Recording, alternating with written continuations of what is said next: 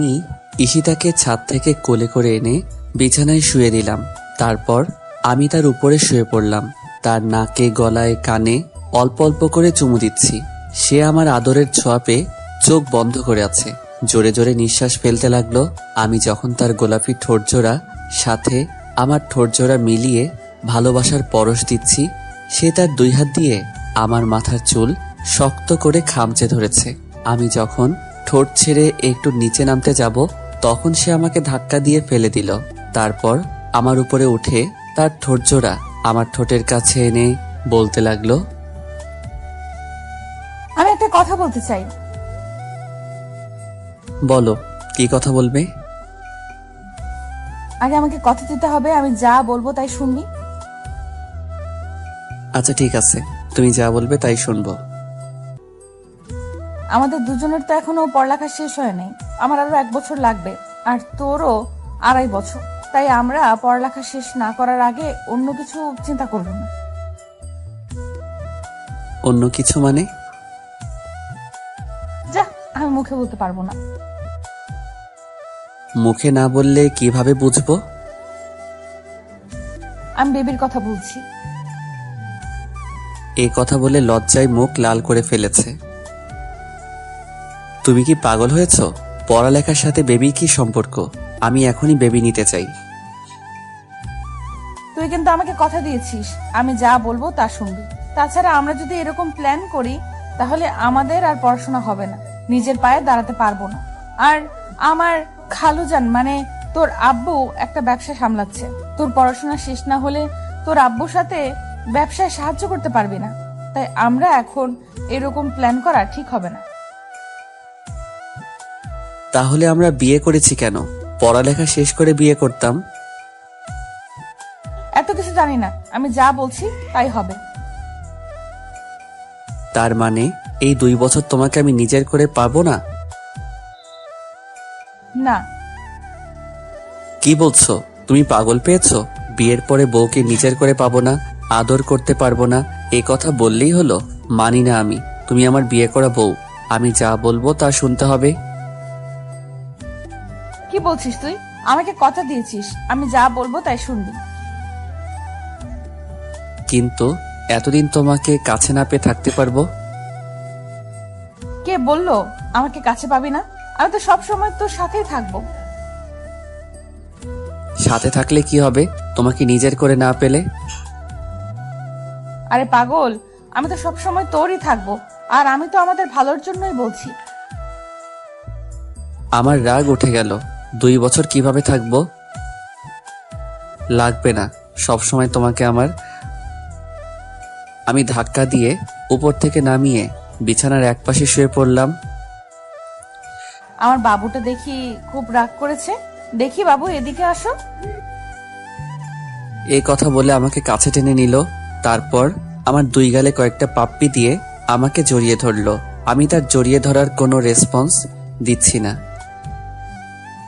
কি হলো? জড়িয়ে ধরো আমাকে। জড়িয়ে ধরে কি হবে? আমি বলছি জড়িয়ে ধর, না হলে কিন্তু আমি রুম থেকে চলে যাব। কি আর করা, বাধ্য হয়ে মেনে নিতে হলো।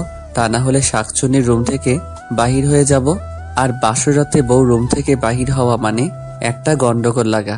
আমি আর কিছু না বলে জড়িয়ে ধরলাম। সাথে সাথে আমার বুকে এসে শুয়ে পড়ল। আমি কপালে একটা চুমু দিয়ে তাকে শক্ত করে জড়িয়ে ধরলাম।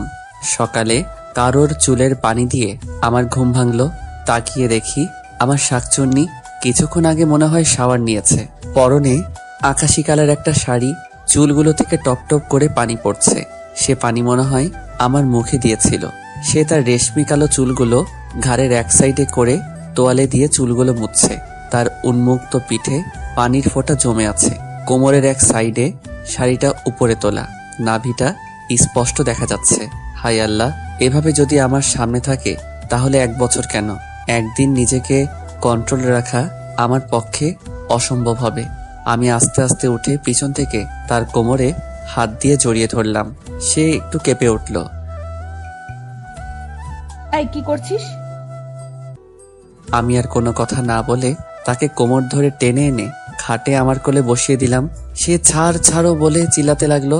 সে নিজেকে ছাড়িয়ে নেওয়ার চেষ্টা করছে না। দিব্যি আমার কোলে বসে আছে। আমি তার হাত থেকে তোয়ালেটা নিয়ে তার ভেজা চুলগুলো মুছতে লাগলাম। কি শুরু করে দিয়েছিস সকালবেলা? আমাকে নিচে যেতে হবে, সব মেহমানরা আছে, নাস্তা মাস্তা তৈরি করতে হবে না? চুপ, একদম চুপ। নতুন বউয়েরা প্রথম দিন কোনো কাজকর্ম করে না। কে বললো তোকে এ কথা? আর আমি নতুন বউ হয়েছি তো কি হয়েছে? এটা তো আমার খালামণির বাড়ি। চুপ করো, কোনো কাজকর্ম করতে হবে না, তুমি শুধু আমার কাজ করবা। আরে নতুন বউ সকালে নিচে না গেলে সবাই কি বলবে? কিচ্ছু বলবে না। আমি তার চুলগুলো মুছে তার গলায় কানে চুমু দিতে লাগলাম। সে শিহরিত হয়ে উঠল। কি করছিস? আমার কেমন জানি লাগছে। কেমন লাগছে বলো? না ছাড় বলছি আমাকে। জোরাজোরি শুরু করে দিল। ছাড়বো না, তার আগে পাপ্পি দাও। কেন? রাতে অনেকগুলো দিয়েছি, এখন আবার কেন? রাতে দিয়েছো তো কি হয়েছে? দিনে 20টা করে পাপ্পি দিতে হবে, তার একটা কম হলে আমারটা আমি আদায় করে নিব। যা, দিনে এতগুলো পাপ্পি দিতে পারবো না। দিতে পারবে না তো সমস্যা নাই, অন্য কারো কাছ থেকে নিয়ে নেব। কি? না কিছু না। অন্য কারো কাছ থেকে নিয়ে নেবেন মানে? বললাম তো কিছু না। এই কথা যদি দ্বিতীয়বার কোনো সময় মুখে শুনি, তাহলে একটা বাড়ি দিয়ে মাথা ফাটিয়ে ফেলবো। হাই হাই, কি বলো? মাথা ফাটিয়ে ফেললে তো আমি মারা যাব, আর তুমি বিধবা হয়ে যাবে। বিধবা হলে হব, তারপরেও কোনো মেয়ের কথা যেন তোর মুখে না শুনি। আচ্ছা ঠিক আছে, শুনবা না, এখন পাপ্পি দাও। না দিব না। আচ্ছা ঠিক আছে, না দিলে যাওগা, লাগবে না তোমার পাপ্পি। লুচ্চা ছেলে, চোখ বন্ধ কর। চোখ বন্ধ করব কেন? চোখ বন্ধ না করলে দেব না বলে দিলাম। আমি চোখ বন্ধ করলাম, সাথে সাথে আমার দুগালে কয়েকটা পাপ্পি দিয়ে দৌড়ে চলে গেল। আমি ওয়াশরুম থেকে ফ্রেশ হয়ে নিচে গেলাম। সাথে সাথে নানা ভাই আমাকে একটা সোফায় বসিয়ে দিল। তারপর নানান কথা জিজ্ঞাসা করতে শুরু করলো। আমি নানা ভাইয়ের কথা শুনে হাসতে হাসতে শেষ। বউকে কতক্ষণ আদর করেছি, বউকে মন ভরে আদর করেছে কিনা, কিছুদিন পরে খুশির সংবাদ পাবে কিনা, আরো নানান কথা। আমিও বানিয়ে বানিয়ে সব মিথ্যা কথা বলেছি। সকালের নাস্তা করে শাকচুনিকে নিয়ে শ্বশুর বাড়িতে রওনা দিলাম। হায়রে আপ্যায়ন, এতদিন ছিল খালার বাড়ি, এখন হলো শ্বশুর বাড়ি। দুটা অ্যাডজাস্ট হয়ে গিয়েছে, মনে হয় খাওয়াতে খাওয়াতে মেরে ফেলবে। এত আপ্যায়ন আর সম্মান দেখে তো মনে মনে ভাবলাম আরো বছরখানেক আগে বিয়ে করলাম না কেন। এক রাত শ্বশুর বাড়িতে থেকে আবার আমার শাকচুন্নিকে নিয়ে নিজের বাড়িতে আসলাম। তারপর থেকে চলতে লাগলো আমাদের দিন। শাকচুন্নি এত কাজ করতে পারে আমি কল্পনাও করতে পারিনি। আম্মুর কোনো কাজ করতে হয় না, সব কাজ শাকচুন্নি করে। সাথে আমার কাপড় ধোয়া, কাপড় ইস্ত্রি দেওয়া, যাবতীয় যা কাজ আছে বাড়ির সবই করে। এক সপ্তাহ পরে ভার্সিটিতে যাওয়া শুরু করলাম। একই সাথে ভার্সিটিতে রিক্সা করে যাওয়া, আবার ভার্সিটি শেষ করে একই সাথে রিক্সা দিয়ে আসা। আমার ক্লাস অবশ্যই তার ক্লাসের 1 ঘন্টা আগে শেষ হয়ে যায়, তবে ক্লাস 1 ঘন্টা পরে শেষ হয়, আর 1 ঘন্টা আমি তার জন্য অপেক্ষা করতে হয়। অপেক্ষা না করে যদি চলে যায় তাহলে আমার সাথে রাগ করে 3 দিন কথা বলবে না। আগে তো কথা না শুনলে থাপ্পড় মারতো, কিন্তু বিয়ের পর থেকে আমাকে থাপ্পড় দেয় না। আমি কোনো কিছু বললে, আবার কোনো কিছু করলে রাগ করে অভিমান করে বসে থাকবে। রাতে সোফায় ঘুমাবে, আমাকে স্পর্শ করতেও দিবে না। তাই আমিও তার কথা মতো বাধ্য হয়ে চলি। প্রতিদিন রাতে আমাকে জড়িয়ে ধরে, আমার বুকে মাথা রেখে ছোট বাচ্চার মতো ঘুমাবে। আমিও তাকে ভালোবাসার স্পর্শে জড়িয়ে নেই। ভালোই চলতে লাগলো দিনকাল। আজকে 3 মাস হয়ে গেছে, এখনো তাকে নিজের করে পাইনি। রাতে 4 পাপ্পি, দিনের 4 পাপ্পি নিয়ে সন্তুষ্ট থাকতে হয়। আমি মাঝে মাঝে জোর খাটিয়ে তাকে একটু ভালোবাসা দেই। একদিন রাতে ল্যাপটপে এক বন্ধুর সাথে চ্যাট করতেছিলাম, হঠাৎ একটা ইমেইলে চোখে পড়লো। ইমেইলটা আসছে আজ থেকে 5 দিন আগে। অনেকদিন ধরে অনলাইনে থাকি না, তাই ইমেইলটা চোখে পড়েনি। ইমেইলটা পড়ে যা বুঝলাম, লন্ডন একটা ইউনিভার্সিটিতে অ্যাপ্লাই করেছিলাম, তারা আমাকে সিলেক্ট করেছে। সবকিছু ঠিকঠাক থাকলে আগামী 27 তারিখে আমাকে লন্ডনে যেতে হবে এবং সব কাগজপত্র ফিল আপ করতে হবে। 1 তারিখ থেকে আমার ক্লাস শুরু হবে, তার মানে আর 15 দিন। এখন চিন্তায় পড়ে গেলাম, আব্বু আম্মু কি রাজি হবে? বিশেষ করে আমার শাকচুন্নিকে কি বলবো? আমি কি শাকচুন্নিকে ছাড়া থাকতে পারবো?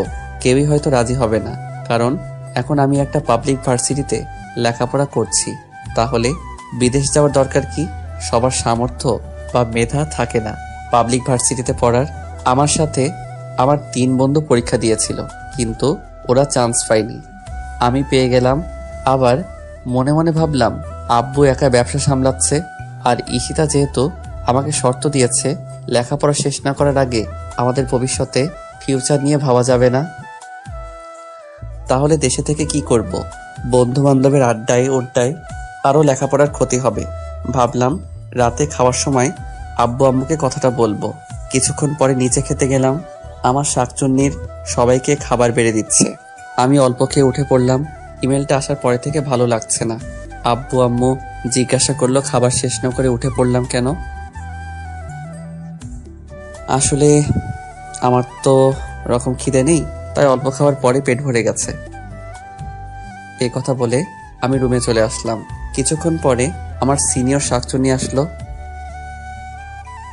কি হয়েছে, কোনো সমস্যা? খানা না খেয়ে রুমে চলে আসছো কেন?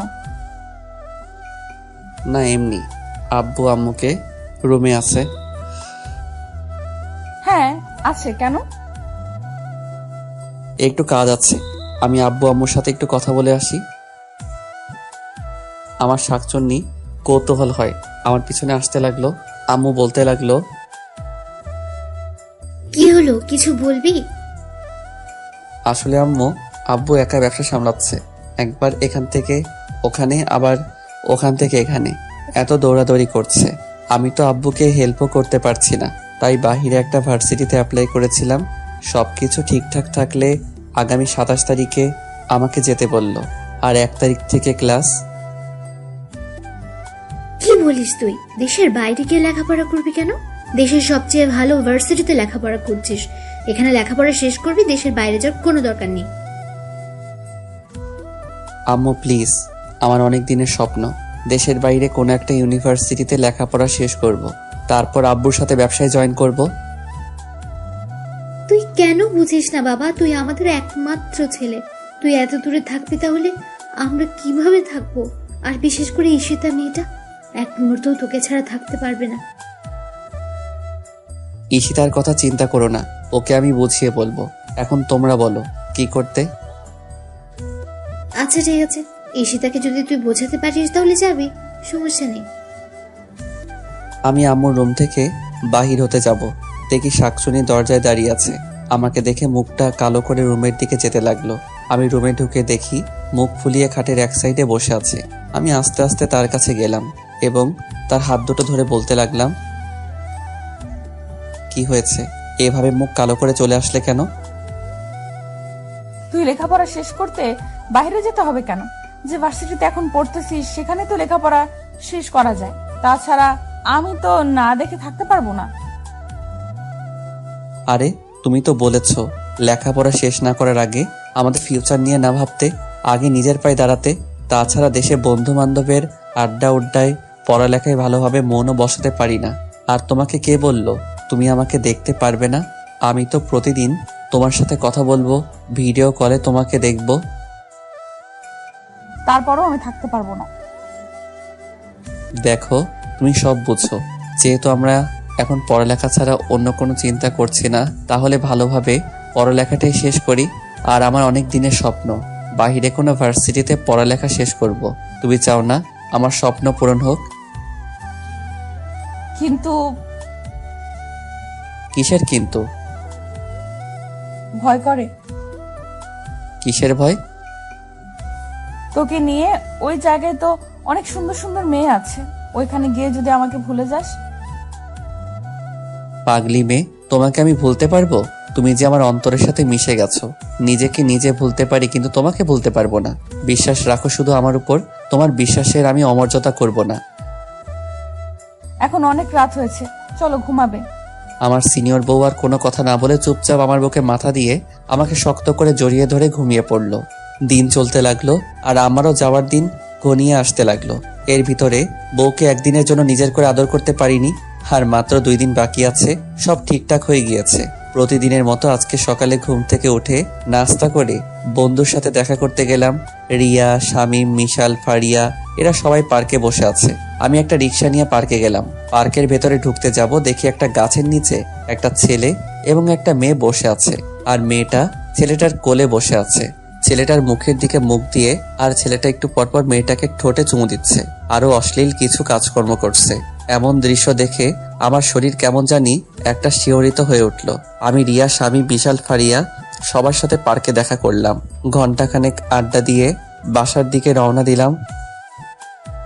ওই ছেলে মেয়ের দৃশ্য এখনো চোখে ভাসছে। রুমের ভিতর প্রবেশ করে দেখি আমার সিনিয়র বউ বিছানা গোছাচ্ছে।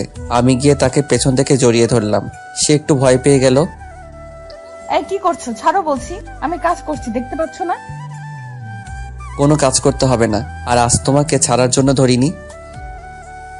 এ কথা বলে তাকেও দেওয়ালের সাথে চেপে ধরলাম। সে যাওয়ার জন্য ছুটোছুটি শুরু করলো। আমি দুহাত দু সাইডে দিয়ে তাকে আটকে ধরলাম। তারপরও যাওয়ার জন্য জোর জবরদস্তি শুরু করলো। দিলাম এক ধমক। কি হয়েছে তোমার? এরকম ছোটাছুটি করছো কেন? আমার ধমক শুনে একটু চুপ মেরে গেল। আমি আস্তে আস্তে তার ঠোঁটের দিকে আমার ঠোঁট নিতে লাগলাম। সে চোখ বন্ধ করে ফেলেছে। তার নিঃশ্বাস আর আমার নিঃশ্বাস খুব কাছাকাছি। তার ঠোঁট জোড়াগুলো আরেকটা সুখের ছোঁয়া পেতে কাঁপতে লাগলো। সে চোখ বন্ধ করে তার গোলাপি ঠোঁট জোড়া ফেভিকলের আঠার মতো একসাথে লাগিয়ে আছে, অল্প অল্প কাঁপছে। আমি আস্তে আস্তে তার ঠোঁটের কাছে আমার ঠোঁট জোড়া নিয়ে আবার ফিরিয়ে আনলাম। আমার ঠোঁটের স্পর্শ বিলম্ব হতে দেখে তার চোখ আর ঠোঁট জোড়া খুলে আমার দিকে তাকালো। আমি সাথে সাথে তার খোলা ঠোঁটে আমার ঠোঁট ডুবিয়ে দিলাম। সে তার হাত দিয়ে আমার চুল খামচে ধরেছে। আমি তাকে পাগলের মতো কিস এবং আদর করতে লাগলাম। আদর করার এক পর্যায়ে তার বুক থেকে আঁচলটা আমি ফেলে দিলাম। সে সাথে সাথে বলতে লাগলো, কি করছিস? আজ তোমাকে আমি আমার নিজের করে পেতে চাই। তুই কি পাগল হয়েছিস? তুই আমাকে কথা দিয়েছিস কিন্তু। হ্যাঁ, কথা দিয়েছি, কিন্তু আমি আজকে রাখতে পারবো না। আমার আর যাওয়ার 2 দিন বাকি আছে। এই 2 দিন আমি তোমাকে আমার করে পেতে চাই। এ কথা বলে তাকে আমি জোর করে আদর করতে লাগলাম। সে আমাকে জোরে একটা ধাক্কা মারলো। আমি তার ধাক্কা সামলাতে না পেরে ওয়ার্ড্রপের সাথে বাড়ি খেলাম। সাথে সাথে কপালে ব্যথা অনুভব করলাম। কপালে হাত দিয়ে দেখি রক্ত অল্প একটু কেটে গেছে। আমার সিনিয়র বউ আমার কপালে রক্ত দেখে দৌড়ে আমার কাছে আসলো এবং আমার মাথা ধরে বলতে লাগলো, হায় আল্লাহ, এ আমি কি করলাম? সরি, আমি ইচ্ছে করে তোমাকে ধাক্কা মারিনি। প্লিজ, আমার ভুল হয়ে গেছে। সে দৌড়ে ডেটল এবং ব্যান্ডেজ নিয়ে আসলো। আমার মাথা ব্যান্ডেজ দিয়ে বাঁধতে যাবে, আমি এক ঝটকা দিয়ে তার হাত সরিয়ে ফেললাম এবং মাথায় হাত দিয়ে রাগ করে রুম থেকে বের হয়ে গেলাম। সে পিছন থেকে কান্না করতে লাগলো আর বলতে লাগলো, কোথায় যাচ্ছিস? আমার ভুল হয়ে গেছে। আমি তার কোনো কথা শুনলাম না। বাইরে বের হয়ে একটা ফার্মেসিতে গিয়ে মাথাটা ব্যান্ডেজ করে নিলাম। তারপর দুজন বন্ধুকে ফোন করে এনে দোকানে বসে আড্ডা শুরু করলাম। দুপুরে লাঞ্চ টাইম পেরিয়ে গেছে, আমি এখন অবধি বাসায় যাই নাই। বন্ধুরা কিছুক্ষণ আড্ডা দিয়ে চলে গেল। আমি দোকানে বসে আছি। বিকাল 4টা বাজে। হঠাৎ করে মোবাইলটা পকেট থেকে বের করলাম। সাথে সাথে স্ক্রিনের দিকে তাকিয়ে দেখি, হায় হায় সর্বনাশ, 102টা ফোন, 5টা আম্মুর আর বাকিগুলো ঈশিতার। 2 মিনিট পরে আবার ফোনটা বাজতে লাগলো। আম্মু ফোন দিয়েছে। আমি ফোনটা রিসিভ করলাম। হ্যালো। কোথায় তুই? তাড়াতাড়ি বাসায় আয়। কেন, কি হয়েছে?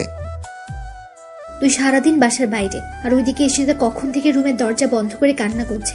আমি অনেকবার গিয়ে ডেকেছি খাবারের জন্য, কিন্তু দরজাও খুললো না। তুই তাড়াতাড়ি বাসায় আয়। আমি ফোনটা কেটে দিয়ে বাসার দিকে যেতে লাগলাম। বাসায় আমার রুমে গিয়ে স্পষ্ট শুনতে পাচ্ছি কান্নার আওয়াজ। আমি দরজা একটা ধাক্কা দিয়ে ডাক দিলাম, কিন্তু কান্না করে যাচ্ছে। দরজা খোলার নাম কোনো খবর নাই। আমি আরো কই একটা ধাক্কা দিলাম এবং ডাক দিলাম, কিন্তু দরজা খুলছে না। এবার আমি একটু রেগে বললাম, ঠিক আছে, যত বড় কান্না করতে থাকো, দরজা খোলার দরকার নাই। আমি আবার বাহিরে চলে যাই। সাথে সাথে দরজা খুলে দিল এবং আমাকে জড়িয়ে ধরে কান্না করতে লাগলো। আমার অনেক খারাপ লাগছে, এভাবে কখনো কান্না করতে দেখি নাই। আমার এরকম করা ঠিক হয়নি। আমি তাকে জড়িয়ে ধরে বললাম, আরে কি হয়েছে, এভাবে কান্না করছো কেন? আসলে আমি সরি, ওই সময় আমার মাথা ঠিক ছিল না। এই যে তোমাকে ছুঁয়ে বলছি, তোমার অনুমতি ছাড়া তোমাকে আমি টাচ করব না। একটু কান্নাটা স্টপ করো। সে এক নাগারে কেঁদেই যাচ্ছে আর ভাঙা ভাঙা গলায় বলতে লাগলো, আমি সরি, আমি ইচ্ছে করে এমনটা করিনি, আমি বুঝতে পারিনি এভাবে লেগে যাবে। প্লিজ আমাকে ক্ষমা করে দে। আরে কি বলছো তুমি? আমার তেমন কিছু হয়নি। আর তুমি কান্না করতে করতে চোখগুলো লাল করে ফেলেছো। এই সামান্য বিষয় নিয়ে এভাবে কান্না করতে হয়? তুই আমার ফোন ধরিসনি কেন?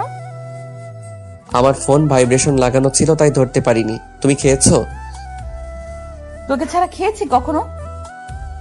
তুমি না খেয়ে এভাবে কান্না করছো, কেমনটা লাগে বলো তো? চলো খাবে। কথা বলে আমি তাকে কোলে তুলে নিলাম। সে তার হাত দিয়ে আমার গলা জড়িয়ে ধরলো আর বলতে লাগলো, কি করছিস? খালামণি দেখবে তো। আম্মু দেখলে দেখুক, আমার বউকে আমি কোলে নিব। আর কি?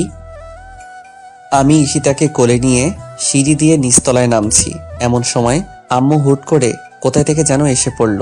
আমার সিনিয়র বউ আম্মুকে দেখে আমার কোল থেকে নামার জন্য ছটফট করতে শুরু করলো। আমি একটু রাগী লুক নিয়ে তার চোখের দিকে তাকালাম। সে সাথে সাথে চুপটি মেরে গেল। আম্মু বলতে লাগলো, কি হয়েছে ঈশিতার? এতক্ষণ রুমে বসে কান্না করছিল, এখন তুই কোলে নিয়ে নিচে নামছিস, কোনো সমস্যা হয়েছে নাকি? আমার সিনিয়র বউ আম্মুর কথা শুনে লজ্জায় মুখ লাল করে আমার বুকের দিকে মুখ ঘুরালো। আমি থমথমে গলায় বললাম, আসলে ঈশিতার অনেকক্ষণ ধরে নাকি কি জন্য পায়ে ব্যথা করছিল, তাইলে নিচে নেমে খাবার খেতে পারেনি। আমার কথা শুনে আম্মু বলতে লাগলো, বোকামি, এমন বোকামি তো দেখি নাই। পায়ে ব্যথা করলে আমাকে বলবি না? না খেয়ে দরজা বন্ধ করে কান্না করলে পায়ে ব্যথা যাবে? যা, ওকে নিয়ে উপরে যা, তারপর পায়ে ব্যথার মলম লাগিয়ে দে। আমি তোদের দুজনের জন্য খাবার নিয়ে আসছি। আমি আমার সিনিয়র বউকে কোলে করে রুমে নিয়ে আসলাম। সে সাথে সাথে আমার কোল থেকে নেমে পড়লো। তারপর বলতে লাগলো, আমি বলছি না খালামণি দেখে ফেলবে? আরে আম্মু দেখেছে তো কি হয়েছে? যা, খালামণির সামনে বুঝি আমার লজ্জা করে না? খালামণি এখন কি ভাববে? আরে আমার লজ্জাপতি সিনিয়র বউ, আম্মু কিছু ভাববে না। ছেলে তার ছেলের বউকে করে নিয়েছে, তাতে কি ভাবার আছে? একটা বাড়ি দিয়ে মাথা ফাটিয়ে ফেলবো। ও মা, আমি আবার কি করলাম? মাথা ফাটাবে কেন? সিনিয়র বউ বলিস কেন? তুই বউ বলতে পারিস না? আচ্ছা ঠিক আছে, সিনিয়র বউ বলবো না, সিনিয়র শাকচুনি বলবো। কি বললি? না কিছু না। কিছু না মানে? তুই সিনিয়র শাকচুন্নি বললি কেন? সরি, মুখ ফসকে বের হয়ে গিয়েছে। মুখ ফসকে বের হয়নি, তুই ইচ্ছাকৃত ভাবে বলেছিস। আজকে খাইছি তোরে আমি। আরে কি করছো? ছাড়ো আমাকে। তোমার না পায়ে ব্যথা? কিসের ব্যথা? ও মা, আম্মুকে না বললাম তোমার পায়ে ব্যথা? এখন আম্মু যদি এসে দেখে তুমি ব্যথা নিয়ে তার ছেলের গলা চেপে ধরে আছো, তাহলে আম্মুও বুঝে ফেলবে যে তোমার পায়ে খুব ব্যথা নেই। তোমাকে আমি এমনি এমনি কোলে নিয়েছিলাম। ও হ্যাঁ, তাই তো। এখন চুপচাপ সোফায় বসে পড়ো, আমি তোমার পায়ে মলম লাগিয়ে দেই। মলম লাগাবি কেন? আমার পায়ে তো ব্যথা নাই। আরে আম্মু না বললো তোমার পায়ে মলম লাগিয়ে দেওয়ার জন্য? আচ্ছা ঠিক আছে। আমি আমার সিনিয়র বইয়ের পায়ে মলম লাগিয়ে দিচ্ছি। এমন সময় আম্মু খাবার নিয়ে রুমে আসলো। দুজনে হাত মুখ ধুয়ে এসে খাবার খেতে বসলাম। কিন্তু আমার শাকচুনি নাকি খেতে পারবে না। আমি তো জানি শাকচুনি কি জন্য বললো খেতে পারবে না। আমি নিজের হাতে শাকচুন্নিকে খাইয়ে দিলাম। শাকচুন্নির ছোট বাচ্চার মতো ভাত চিবানো দেখলে আর যে কি ভালো লাগে তা বলে বোঝাতে পারবো না। খাওয়া দাওয়া শেষ করে ছাদে দুজনে কিছুক্ষণ আড্ডা দিলাম। আমার যাওয়ার আর 2 দিন বাকি আছে, কিছু শপিং করতে হবে। তাই বিকেলে বাসা থেকে বের হলাম শপিং করার জন্য। কিন্তু শাকচুনি আমার সাথে শপিং এ যাবে না। শপিং করতে নাকি ওর ভালো লাগে না। শপিং করে রাতে বাড়ি ফিরলাম। রাতের খাবার খেয়ে খুব ক্লান্ত লাগছে।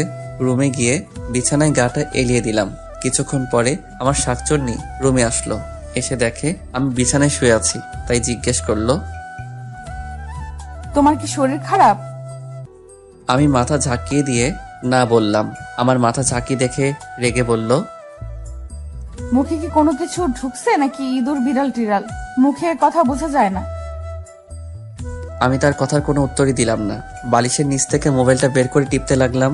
সে রাগ করে আমার পাশে শুয়ে পড়লো। আমি মোবাইল টিপছি আর চোখে তার দিকে তাকাচ্ছি। সে এপাশ ওপাশ করছে, কি যেন বলবে মনে হয়, কিন্তু আমার অবস্থা দেখে রাগে কিছু বলতে পারছে না। আমি দিব্যি মোবাইল টিপেই যাচ্ছি। সে অনেকক্ষণ নড়াচড়া করে, আমার কাছে ঘেঁষতে লাগলো। তারপর আমি এক নাগারে মোবাইল টিপেই যাচ্ছি। সে এবার আর চুপ থাকতে পারিনি, বলতে শুরু করলো, কি আছে মোবাইলে? এইভাবে মোবাইল টিপছো? ওখানে গিয়ে যদি এইভাবে মোবাইল টিপো তাহলে লেখাপড়া তো কারে উঠবে? আমি তার কোনো কথা জবাব দিচ্ছি না। সে এবার আমার বুকে চলে আসলো এবং আমার হাত থেকে মোবাইলটা ছো মেরে নিয়ে নিল। কি করছো? আমার উপরে আসলা কেন? উপরে আসলাম মানে? দুপুরে আমি তোমাকে কথা দিয়েছি, তোমার অনুমতি ছাড়া তোমাকে টাচ করব না। তুমি আমাকে কথা দিয়েছো টাচ করবা না, কিন্তু আমি তো কথা দেইনি আমি আমার স্বামীর উপর আসবো না। তাতে তোমার কি? হ্যাঁ, মানে তুমি আমার উপরে আসবা আর আমার কিছু না? না তোমার কিছু না। দুপুরের জন্য এখনো আমার উপর রাগ করে আছো? আচ্ছা ঠিক আছে, দুপুরের জন্য আমি সরি। আমি ইচ্ছে করে এমনটা করিনি, খুব লেগেছিল না? আমি কোনো কথা বললাম না। কি হলো, কথা বলবা না? আচ্ছা ঠিক আছে, আমি আদর করে দিচ্ছি। এই কথা বললে আমার কপালে কয়েকটা চুমু দিল, তারপর বলল, এখন ঠিক আছে তো? এখন তো রাগ কমেছে নিশ্চয়ই? না, এখনো রাগ কমেনি। কি হলো বলো, এখনো রাগ কমেনি? তাহলে কি করলে রাগ কমবে তোমার? এক কাজ করো, আমাকে শক্ত করে জড়িয়ে ধরো, তাহলেই তোমার রাগ কমে যাবে। কি লজিক, শক্ত করে জড়িয়ে ধরলে রাগ কমে যাবে? কি হলো, ধরো না কেন? না, ধরবো না। না ধরলে দুপুরে যে জায়গায় ব্যথা পেয়েছো সেই জায়গায় দিব একটা। কি দিবা? বাঁশ দিয়া বাড়ি। কি? না কিছু না। কিছু মানে? তুমি যে বললা বাঁশ দিয়ে বাড়ি দিবা। না বাবু, আমি বাঁশ দিয়া বাড়ির কথা বলি নাই, আমি চুমুর কথা বলছি। এই যে আরেকটা চুমু দিচ্ছি, এবার তো জড়িয়ে ধরো প্লিজ। আমি কিছু না বলে পাগলিটাকে জড়িয়ে ধরলাম। সে আমার বুকে মাথা দিয়ে শুয়ে পড়লো। হঠাৎ করে লক্ষ্য করলাম সে ঘুমাচ্ছে না, নড়াচড়া করছে আর বারবার আমার বুক থেকে মাথা তুলে আমাকে দেখছে। আগে তো এরকম করেনি। আমার বুকে শোয়ার সাথে সাথে ঘুমিয়ে পড়ে। হঠাৎ করে আমাকে বলতে লাগলো, এই কি? এই কি? একটা কথা বলবো? হ্যাঁ বলো। আমি না হ্যাঁ বলো। আমি না কি? তুমি না? আমি না আরে কি আমি না আমি শুরু করছো? আমি মুখে বলতে পারবো না, কানে কানে বলবো। আচ্ছা ঠিক আছে বলো। আমার সিনিয়র বউ কানে কানে যে কথা বলল তা শুনে আমার চোখ চরকগাছ হয়ে গিয়েছে। সে নাকি আমার আদর পেতে চায়, আমার ভালোবাসা পেতে চায়, আমার স্পর্শ চায়। কিন্তু মাগার বেবি টেবির প্ল্যান করা যাবে না। সমস্যা নাই, আমি তো এর সুযোগের অপেক্ষায় ছিলাম। সে আমার কানে কানে এই কথা বলে। লজ্জায় আমার বুকে মুখ লুকালো। আমি তার মাথাটা আমার বুক থেকে তুললাম, তারপর তার দিকে তাকালাম। সে চোখ বন্ধ করে আছে আর আমি এই সুযোগে আমার ঠোঁট তার ঠোঁটের কাছে কাছে নিতে লাগলাম। তার শ্বাস প্রশ্বাস আমার মুখের উপরে পড়ছে, তার বুক দ্রুত ওঠানামা করছে। আমি বুঝতে পারছি একসময় তার ঠোঁটের সাথে আমার ঠোঁট এক হয়ে যায়। সে নিজেকে সামলাতে পারছে না, আমার প্রতিটি ছোঁয়ায় সে কেঁপে উঠছে। একসময় দুজন দুজনের মাঝে হারিয়ে যেতে লাগলাম। 2টা দিন খুব ভালোভাবে কেটেছে। এই 2টা দিন হিসাব করলে জীবনের সবচেয়ে আনন্দময় দিন ধরা যেতে পারে। আজকের বিকাল 5টা বাজে আমার ফ্লাইট। যাওয়ার সময় বন্ধু বান্ধব, আত্মীয় স্বজন সবার কাছ থেকে বিদায় নিয়ে গাড়িতে উঠলাম। আমার খুব খারাপ লাগছে, বন্ধু বান্ধব সবাইকে ছেড়ে এত দূরে চলে যাচ্ছি। ভাবতেই কেমন যেন একটা কষ্ট লাগছে। বন্ধু বান্ধবের সাথে কত আড্ডা উড্ডা দিলাম, হাসি রং তামাশায় খেলাধুলায় জীবনটাকে মাতিয়ে তুলেছিলাম। আর হয়তো সেই সোনালী দিনগুলো জীবনে ফিরে আসবে না। শত ইচ্ছে করলেও সব বন্ধু বান্ধব এক হয়ে আর আড্ডা দিতে পারবো না, কারণ ততদিনে হয়তো সবাই যার যার কর্মজীবন নিয়ে ব্যস্ত হয়ে পড়বে। গাড়িতে বসে আছি, গাড়ির ভিতরে কারো মুখের দিকে তাকাতে পারছি না। সবার মুখ কালো হয়ে আছে। হয়তো আপনজন দূরে চলে গেলে যে একটা কষ্ট বুকে জমা হয়, সেই কষ্ট থেকে আপনা আপনি মুখ কালো হয়ে যায়। গাড়ি এয়ারপোর্টে গিয়ে পৌঁছালো। এখন সবাই থেকে বিদায় নিয়ে ভিতরে ঢোকার পালা। মা বাবার সামনে গিয়ে দাঁড়ালাম। চোখ দুটো ঝাপসা হয়ে আসছে, মা বাবাকে স্পষ্ট দেখতে পাচ্ছি না। বিদায়টা এত কষ্টের হয় কেন? মা বাবার সামনে দাঁড়াতেই টপ টপ করে চোখ থেকে পানি পড়তে লাগলো। আমার মা আমাকে জড়িয়ে ধরে হাউমাউ করে কেঁদে দিলেও সাথে বাবাও। আমি তাদেরকে জড়িয়ে ধরে কেঁদে দিলাম। ঈশিতার দিকে তাকিয়ে দেখি বারবার ওড়না দিয়ে মুখ মুছছে, চোখ দুটো লাল হয়ে আছে। মামা এসে আব্বু আম্মুকে বলতে লাগলো, ওকে জড়িয়ে ধরে যদি এভাবে কান্না করতে থাকো তাহলে ও যাবে কিভাবে? ফ্লাইট মিস করবে তো। আব্বু আম্মু নিজেদেরকে সামলে নিল।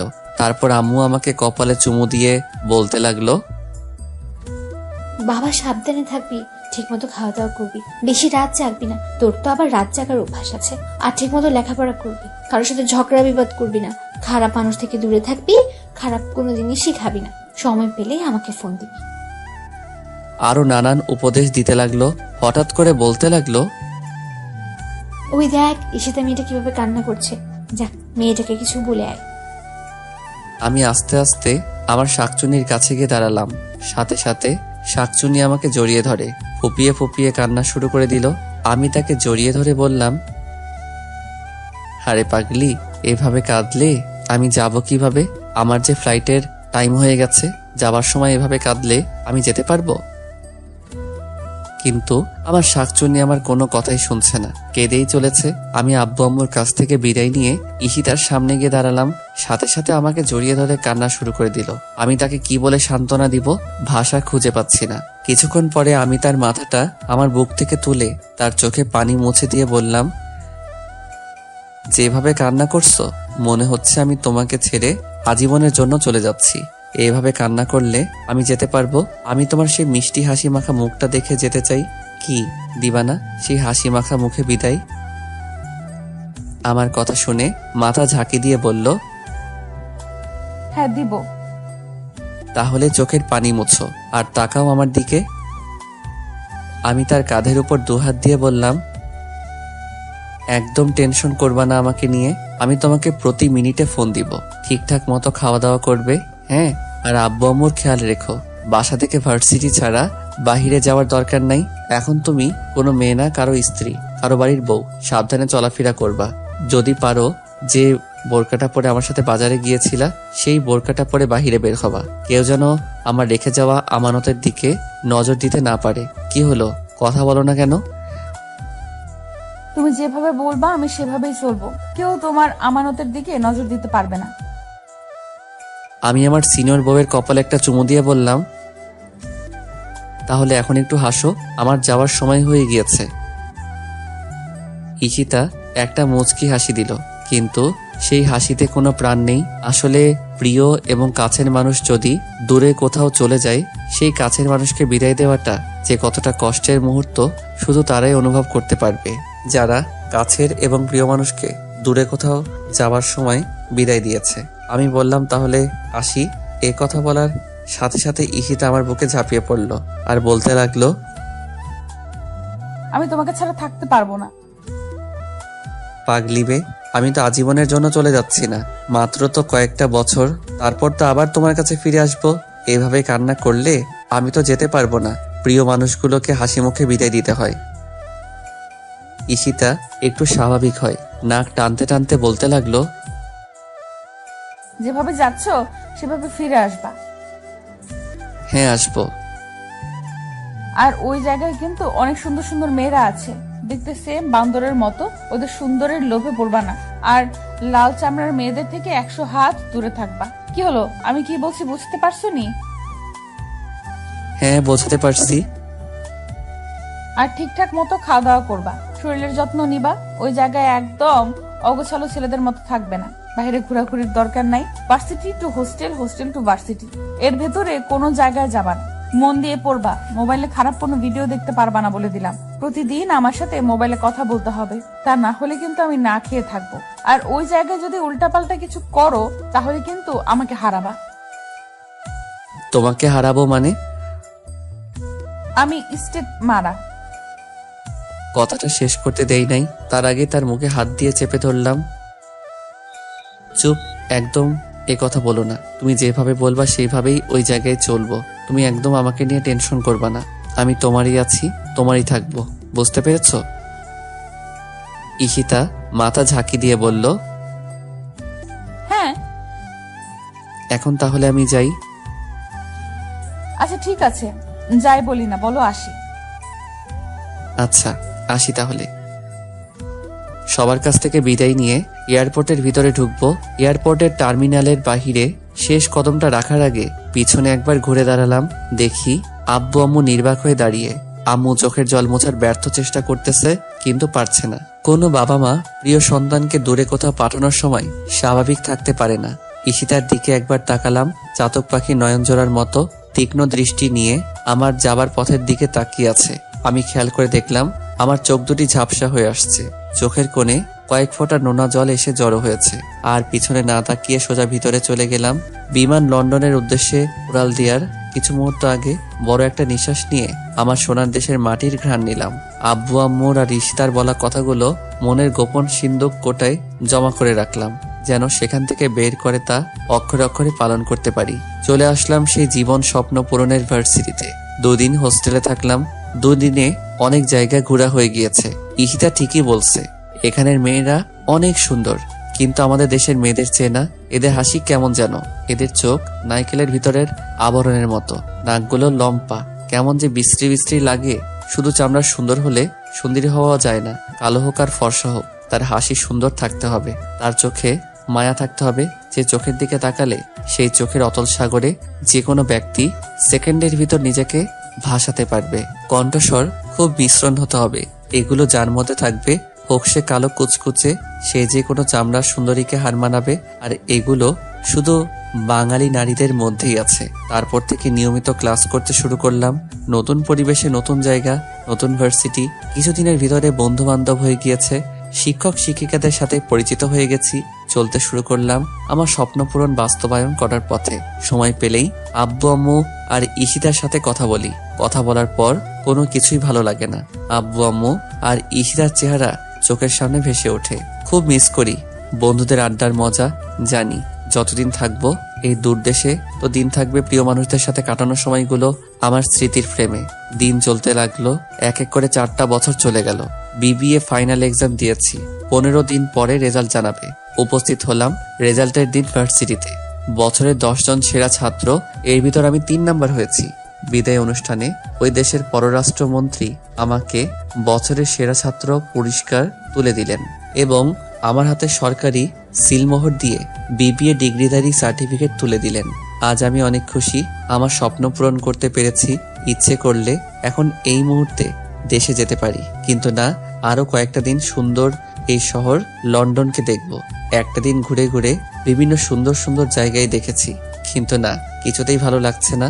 মনটা শুধু ছটফট করছে আব্বু আম্মু আর ঈশিতাকে দেখার জন্য। রাতের টিকিট কেটে আব্বু আম্মুকে ফোন দিয়ে বললাম 15 দিন পরে দেশে আসছি। এ কথা শুনে আব্বু আম্মু যে কতটা খুশি হয়েছে আমি মন দিয়ে অনুভব করতে পারছি। ঈশিতাকে ফোন দিয়ে জানালাম। ঈশিতা তো বিশ্বাসই করতে পারছে না আমি আগামীকালের জন্য টিকিট কেটেছি। কেউ জানে না, সবাইকে সারপ্রাইজ দেব। আর হ্যাঁ, এই 4 বছরে অনেকটা পরিবর্তন হয়েছে। ঈশিতা অনার্স মাস্টার্স কমপ্লিট করে মামার অফিসে চাকরি করছে। আমি অনেকবার বলেছি চাকরি করার দরকার নাই, কিন্তু ঈশিতা বলে, তাহলে লেখাপড়া করেছি কেন? তুমি ইচ্ছে করে চাকরি ছেড়ে দিবে। বন্ধু বান্ধব অনেকেই চাকরি করছে। এর পরের দিন ভোর 6টায় বাংলাদেশের উদ্দেশ্যে রওনা দিলাম। বাড়ির গেটের কাছে এসে দেখি বর দুপুরবেলা দারোয়ান চাচা ঘুমাচ্ছে। চাচাকে ডাক দিলাম। চাচা ঘুম থেকে উঠে বলল, কে তুমি? চাচা আমাকে চিনতে পারছো না? আমি ফারাবি। তুমি ফারাবি? তুমি তো অনেক সুন্দর এবং স্মার্ট হয়ে গিয়েছো। আমি চাচার কথা শুনে হাসতে লাগলাম। গেট দিয়ে আস্তে আস্তে ভিতরে ঢুকছি। দেখি আম্মু মোটরের পাইপ দিয়ে ফুল গাছে পানি দিচ্ছে। পিছন থেকে মার চোখে হাত জোড়া রাখলাম। সাথে সাথে আম্মু তার হাত দিয়ে আমার হাত জোড়া চেপে ধরল আর বলতে লাগলো, কে আমার এভাবে চোখ ধরেছে? আমার ফারাবি ছাড়া তো কেউ আমাকে এভাবে চোখ ধরে না। কে তুমি? আমি মার চোখ জোড়া ছেড়ে মাকে কোলে তুলে নিলাম। আম্মুর সাথে সাথে ঘুরে আমাকে দেখে কান্না শুরু করে দিল। ফারাবি তুই? আমি তো বিশ্বাস করতে পারছি না। হ্যাঁ আম্মু, আমি তোমার ফারাবি। সাথে সাথে আম্মু আমাকে জড়িয়ে ধরে কান্না শুরু করে দিল আর বলতে লাগলো, কেন যেন আমার মন বলছিল তুই আসবি। তুই না বলেছিলে আরো 15 দিন পরে আসবি? তোমাদের সারপ্রাইজ দেওয়ার জন্য ওই দিন মিথ্যা কথা বলেছিলাম। এখন এভাবে কান্না করো না। আমি তো আর তোমাদেরকে ছেড়ে কখনো যাব না। আব্বু কোথায়? তোর আব্বু অফিসে। তোর আব্বুকে এখনই ফোন দিয়ে জানাচ্ছি। চল বাসায়, ভেতরে চল। বাসার ভিতরে গেলাম, ব্যাগ ট্যাগ রেখে সোফায় বসলাম। আম্মু আব্বুকে ফোন দিয়ে জানিয়ে দিয়েছি। আম্মু তাড়াতাড়ি শরবত এনে দিল। 4 বছর পর মায়ের হাতে কোনো খাবার খাচ্ছি। শরবতটা শেষ করে এদিক ওদিক তাকিয়ে একজোড়া চোখকে খুঁজছি। আম্মু আমি কাকে খুঁজছি তা মানের বুঝে ফেলেছে। ঈশিতাকে খুঁজছিস? ঈশিতা সকালে ওদের বাড়িতে গিয়েছে, বললো আজকে অফিস নেই, বিকেলে চলে আসবে। তুই যেয়ে তোর রুমে রেস্ট কর, আমি ঈশিতাকে ফোন দিয়ে বলছি। না আম্মু, তুমি আগে ফোন দিবা না? আমি ওদের বাসায় গিয়ে ওকে সারপ্রাইজ দেব। আচ্ছা ঠিক আছে, তুই এখন গিয়ে একটু রেস্ট কর, তারপর ওদের বাড়িতে যাবি। আমি আমার রুমে এসে দেখি রুম খুবই পরিপাটি এবং খুব সুন্দর করে গোছানো। আমার বইপত্র কাপড় চোপড় খুব যত্ন করে রাখা। ওয়াশরুম থেকে ফ্রেশ হয়ে বিছানায় গা এলিয়ে দিতেই দু চোখে ক্লান্তির ঘুম এসে জড়ো হয়েছে। দুপুরে আম্মুর ডাকে ঘুম ভাঙলো। ঘুম থেকে উঠে ফ্রেশ হয়ে নিচে নেমে দেখি আব্বু দাঁড়িয়ে আছে। আমি আব্বুকে সালাম করলাম। আব্বু আমাকে জড়িয়ে ধরলো। ঈশিতাটাকে এখন অবধি দেখি নাই। দুপুরে মায়ের হাতে রান্না করা খাবার খুব তৃপ্তি সহকারে পেট ভরে খেলাম। দুপুর পেরিয়ে বিকালের মধুলগ্ন সময়ে আমি ঈশিতাদের দরজার সামনে দাঁড়িয়ে কলিং বেল চাপতে লাগলাম আর যন্ত্রণাদায়ক অপেক্ষা করতে লাগলাম কখন দরজা খুলবে আর আমার সিনিয়র শাকচুন্নিকে দেখব। 1 মিনিট পরে খালামণি এসে দরজা খুলে দিল। হঠাৎ করে আমাকে দেখে খালামণি চমকে উঠল, যেন বিদ্যুতের শক খেয়েছে। ফারাবি তুই? আমি খালামণিকে সালাম করলাম। তুই না বললি 15 দিন পরে আসবি? হ্যাঁ বলছিলাম, কিন্তু তোমাদেরকে সারপ্রাইজ দেওয়ার জন্য আজকে চলে আসছি। হঠাৎ করে লক্ষ্য করে দেখি ড্রয়িং রুমের এক সাইডে কয়েক জোড়া ছেলেদের জুতা রাখা। আমি খালামণিকে জিজ্ঞাসা করলাম, বাসার ভিতরে ছেলেদের জুতো কেন? খালামণি বলল, এগুলো সাকিবের জুতো। সাকিব? কোন সাকিব? সাকিবের জুতা এখানে কেন? আরে তোর মামাতো ভাই সাকিবের জুতো। সাকিব এখানেই থাকে, ওদের অফিস এখান থেকে কাছে, তাই যাতায়াতের সুবিধার জন্য এখানেই থাকে গত 2 মাস ধরে। আর ঈশিতা তো সাকিবদের অফিসেই চাকরি করে। কই ঈশিতা তো আমাকে কথা বলে নাই যে সাকিব ভাইদের অফিসে চাকরি করে। হয়তো তোকে বলতে মনে নেই। এখন আপনাদেরকে সাকিবের কথা একটু বলি। সাকিব আমার বড় মামার ছেলে, আমার চেয়ে 13 বছরের বড়। মাস্টার্স কমপ্লিট করে তাদের অফিসে দেখাশোনা করছে। আচ্ছা বাদ দে, তুই ঈশিতাকে না জানিয়ে হঠাৎ করে চলে আসলি। আমি তো বিশ্বাসই করতে পারছি না। ঈশিতা জানলে কতটা খুশি হবে তুই জানিস? তোর আসার 15 দিন বাকি আছে, সেই কথা শুনে মেয়েটা যে কতটা খুশি হয়েছিল, আমার কান তো একেবারে ঝালাপালা করে ফেলেছে। সারাক্ষণ খালি আমাকে বলে, আম্মু ফারাবি আসার আর 15 দিন বাকি আছে। ফারাবি আগের মতো থাকবে তো নাকি পরিবর্তন হয়ে যাবে? ও মনে হয় বিদেশে থেকে অনেক সুন্দর হয়ে আসবে। আমি ওকে এয়ারপোর্ট থেকে রিসিভ করে আনবো। আরো নানান কথা। তুই দাঁড়া, আমি এক্ষুনি ঈশিতাকে ফোন দিয়ে বলছি। ঈশিতা কোথায় গিয়েছে? ঈশিতা সাকিবের সাথে একটু মার্কেটে গিয়েছে, এক্ষুনি চলে আসবে। না, তোমার ফোন দেওয়ার দরকার নেই, তাহলে সারপ্রাইজ দিতে পারবো না। আচ্ছা ঠিক আছে, ফোন দিব না। তুই ঈশিতার রুমে গিয়ে বস। ঈশিতা আসলে এমন ভাবে বলবো ও চমকে উঠবে। আচ্ছা ঠিক আছে, আমি যাচ্ছি। ঈশিতা আসলে বলবা যে একটা নীল শাড়ি পরে ওর রুমে আসতে। আচ্ছা আচ্ছা বলবো, এমন ভাবে বলবো ও না চমকে পারবে না। আমি ঈশিতার রুমে চলে গেলাম। ওর রুমটা খুব গোছানো। ওর টেবিলের উপর 2টো ছবি রাখা। দুটোটা ছবি আমার। দেওয়ালে আমার আর ঈশিতার একটা বড় ফ্রেমের ছবি লাগানো। ঈশিতাকে ছবিটার মধ্যে খুব সুন্দর লাগছে। অনেকক্ষণ হয়ে গেল, ঈশিতার আসার কোনো খবর নাই। আমি যেন আর ধৈর্য ধরতে পারছি না, কখন দেখা হবে আমার ঈশিতার সাথে। ঘড়ির কাঁটা যেন এক জায়গায় থমকে দাঁড়িয়ে আছে। সময় যেন চলতে চাচ্ছে না। এই অপেক্ষাটা যেন একটা ছটফট অনুভূতির অপেক্ষা হয়ে দাঁড়িয়ে আছে। 10 মিনিট পরে খালামণি 1 কাপ আমার পছন্দের জ্যামলি কফি এনে দিল। কফির মগটা হাতে নিয়ে দোতলা বারান্দায় গিয়ে দাঁড়ালাম। শেষ বিকেলের লাল রক্তিম সূর্য অস্ত যায় যায় অবস্থা। হালকা শোষ শব্দ করা প্রবলা বাতাস, সীমাহীন নীল আকাশ, দল বেঁধে শূন্য আকাশে ভেসে বেড়ানো পাখির কিচিমিচি, ব্যস্ত শহরের কোলাহল, মানুষগুলো যার যার নিরে ফিরে যাওয়ার জন্য ছোটাছুটি করছে। আর আমি উদাসীন হয়ে বহমান অপেক্ষায় দাঁড়িয়ে আছি আমার সিনিয়র বউকে দেখব বলে। 4 বছর 9 দিন 11 ঘন্টা পর যখন তার সাথে দেখা হবে তখন এর সিচুয়েশন কেমন হবে, কতটুকু আবেগ এসে জমা হবে, সে কথা ভাবতেই মনের ভিতরে একটা অন্যরকম ভালো লাগা কাজ করতে লাগলো। হঠাৎ করে নিচে খেয়াল করে দেখি সাকিব মোটরসাইকেল খুব স্পিডে এনে গেটের সামনে থামালো, আর তার পিছনে একটি মেয়ে বসা ছিল। মেয়েটা তাল সামলাতে না পেরে সাকিবের সাথে ল্যাপটে গেল। হাসতে হাসতে মেয়েটি গাড়ি থেকে নামলো। আমি তীক্ষ্ণ দৃষ্টি নিয়ে তাকিয়ে আছি। হঠাৎ করে মেয়েটার দিকে খেয়াল করে দেখি এ তো আমার ঈশিতা। আমার বুক ডুকডুক করতে শুরু করলো। বুকের কোনো এক গোপন জায়গা চিনচিন ব্যথা অনুভব করতে লাগলাম। সারপ্রাইজ দিতে এসে আবার আমি সারপ্রাইজ হয়ে যাই, কে জানে, হতেও তো পারে। ঈশিতা আর সাকিব হেসে হেসে বাসার ভিতরে ঢুকছে, আর সে হাসি যেন আমার বুকে ধারালো ছুরির মতো বিঁধছে। এ আমি কি দেখছি? ঈশিতা এরকম টাইট ফিটিং বোরকা পরে সাকিবের সাথে মার্কেটে গিয়েছিল? আমি ভাবতেও পারছি না 4 বছর পরে এসে আমার ঈশিতাকে এই রূপে দেখব। আমার ঘৃণা হচ্ছে। তার মানে ঈশিতা আমার থেকে দূরে থাকার সুবাদে অফিসের নাম করে এরকম অশ্লীল কাপড় চোপড় পরে মার্কেট করে ঘুরে বেড়াচ্ছে, তাও আবার আরেকজনকে নিয়ে আমার অগোচরে। আর আমাকে ভুলভাল বুঝিয়েছে যে সে সর্বদা পর্দা করে চলে। আমি দোতলা বারান্দা থেকে ঈশিতার রুমে চলে আসলাম। তারপর ঈশিতার রুমের জানালার গ্লাস দিয়ে তাকিয়ে আছি ড্রয়িং রুমে। ঈশিতা আর সাকিব কি করে? এরা দুজন বাসার ভিতরে ঢুকার সাথে সাথে খালামণি বলতে শুরু করলো, এতক্ষণে আসলি?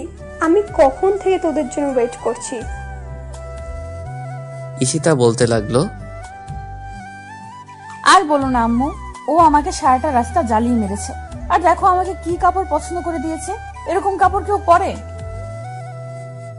সাকিব বলতে লাগলো, দেখো ফুপি, ওর কাপড়গুলো খুব সুন্দর না? ওকে কিন্তু খুব মানাবে। ও সারা রাস্তা উল্টো আমাকে জ্বালিয়ে মেরেছে। ওর কাপড়গুলো নাকি সুন্দর না? কত সুন্দর। আর তুই যে শার্ট প্যান্টগুলো আমাকে পছন্দ করে দিয়েছিস সেগুলো তো একেবারে ডাস্টবিন। মোটেও না, আমি যেগুলো তোকে পছন্দ করে দিয়েছি সেগুলো তুই পরলে তোকে অনেক সুন্দর লাগবে। শার্ট প্যান্ট আর টাই পরলে আমাকে এমনিতে হ্যান্ডসাম লাগে, তোর ওই শার্ট প্যান্ট পরলে আমাকে ফকিরের মতো লাগবে। ওরা দুজনের কথা শুনে মনে হচ্ছে ওরা প্রকৃতপক্ষে স্বামী স্ত্রী, আর আমি তৃতীয় পক্ষ ভিলেন হয়ে তাদের মধ্যে এসে পড়েছি। এই তোরা থাম। ঈশিতা, ফারাবির কোন শাড়ি পছন্দ রে? কেন? না, এমনি। নীল আর আকাশী কেন বলতো? না, এমনি। তুই এক কাজ কর, একটা নীল বা আকাশি শাড়ি পরে তোর রুমে যা। আমার রুমে ফারাবের পছন্দের নীল বা আকাশী শাড়ি পরে যেতে হবে কেন? তুই তো রুমে গেলেই দেখতে পাবি। আরে আজীব তো, আমার রুমে গেলে কি দেখতে পাবো? এত কথা বলিস কেন? তুই একটা শাড়ি পরে রুমে গিয়ে দেখ না। আচ্ছা ঠিক আছে, যাচ্ছি।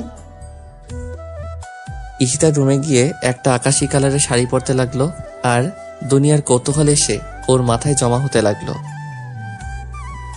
কে আছে আমার রুমে যে কারণে আম্মু বলল ফারাবির পছন্দের শাড়ি পরতে? আর আমিও বা কেন ফারাবির পছন্দের শাড়ি পরছি? কিছুই বুঝতে পারছি না। ঈশিতার শাড়ি পরা শেষ হলে সাকিব গিয়ে ঈশিতার রুমে ঢুকে। এইখানে আসলি কেন? এমনিতে দেখতে আসলাম শাড়ি পরলে তোকে কেমন লাগে। তোর দেখতে হবে না, তুই যা এখান থেকে। বাহ, তোকে তো আকাশি কালার শাড়িতে খুব সুন্দর লাগছে। দেখতে হবে না কার পছন্দের। এই শাড়িটা ফারাবির পছন্দের। ও নিজে আমাকে কিনে দিয়েছিল। ও বলেছিল এই শাড়িতে নাকি আমাকে খুব মানাবে আর অনেক সুন্দর লাগবে, তাই এই শাড়িটা তুলে রেখেছিলাম। ফারাবি যেদিন আসবে ওই দিন ওর সামনে এই শাড়িটা পরে দাঁড়াবো, ওকে চমকিয়ে দেবো আর বলবো, দেখো তোমার দেওয়া শাড়িটা আজও আমি যত্ন করে তুলে রেখেছি, তোমার সামনে পরবো বলে, তোমার মুখ থেকে একবার আমার প্রশংসা শুনবো বলে।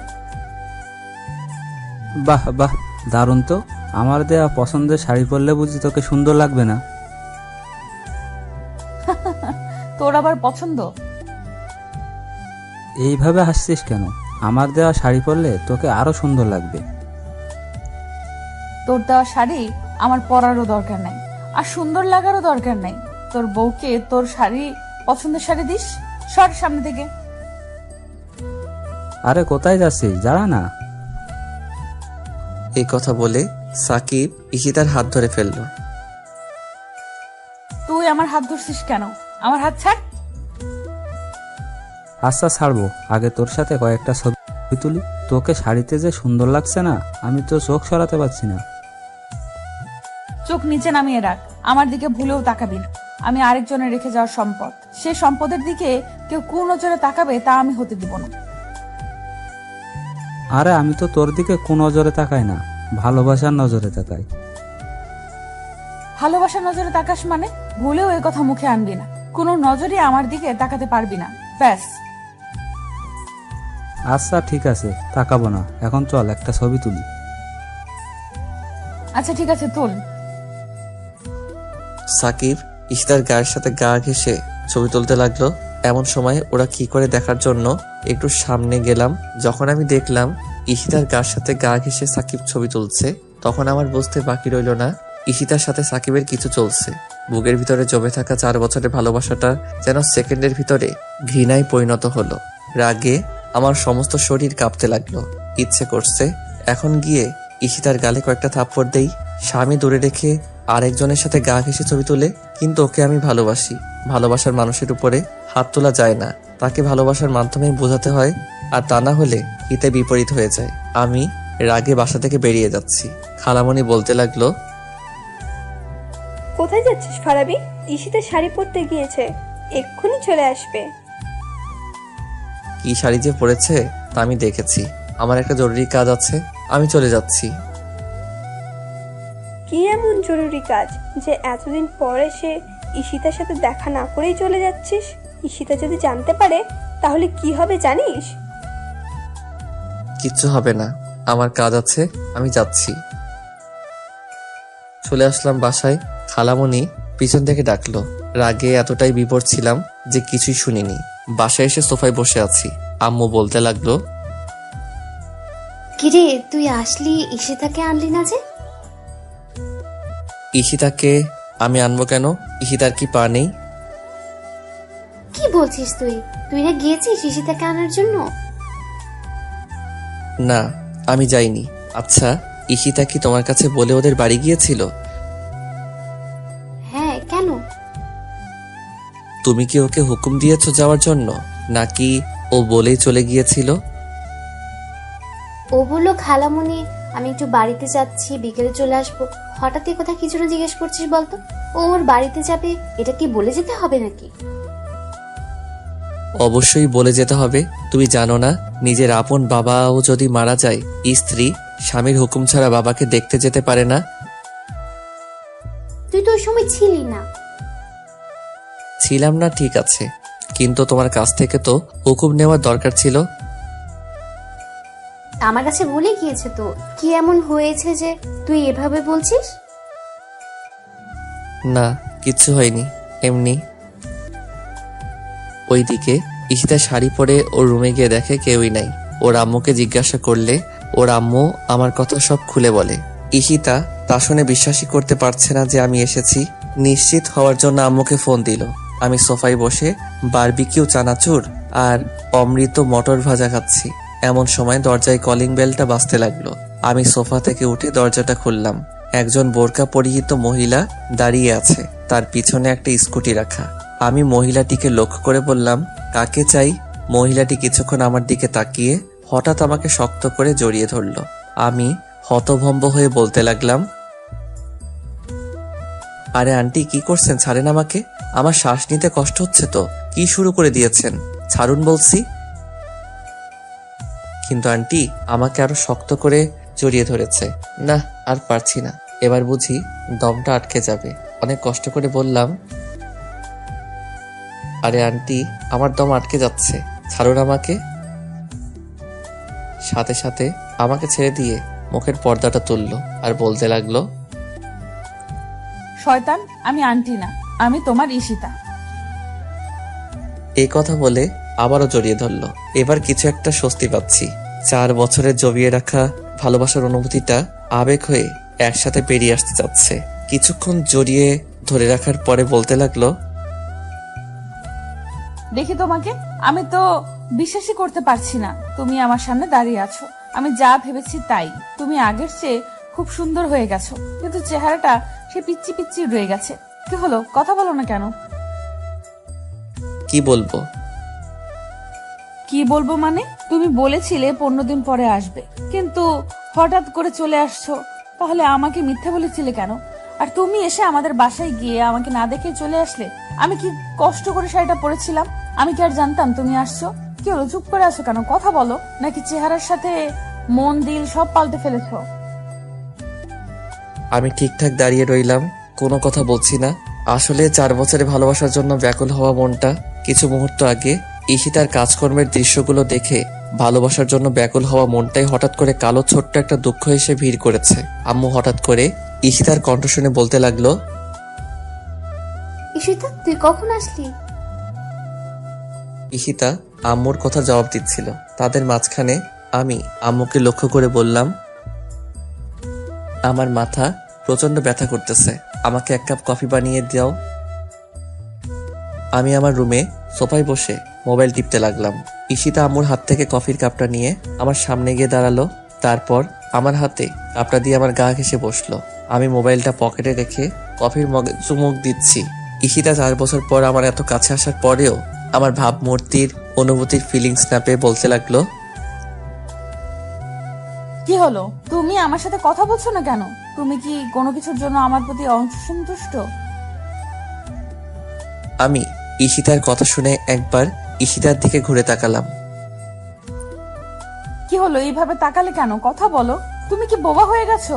তুমি আমার সাথে কথা বলছো না, মনে হচ্ছে আমার গলায় বিশাল বড় একটা কাঁটা আটকে আছে।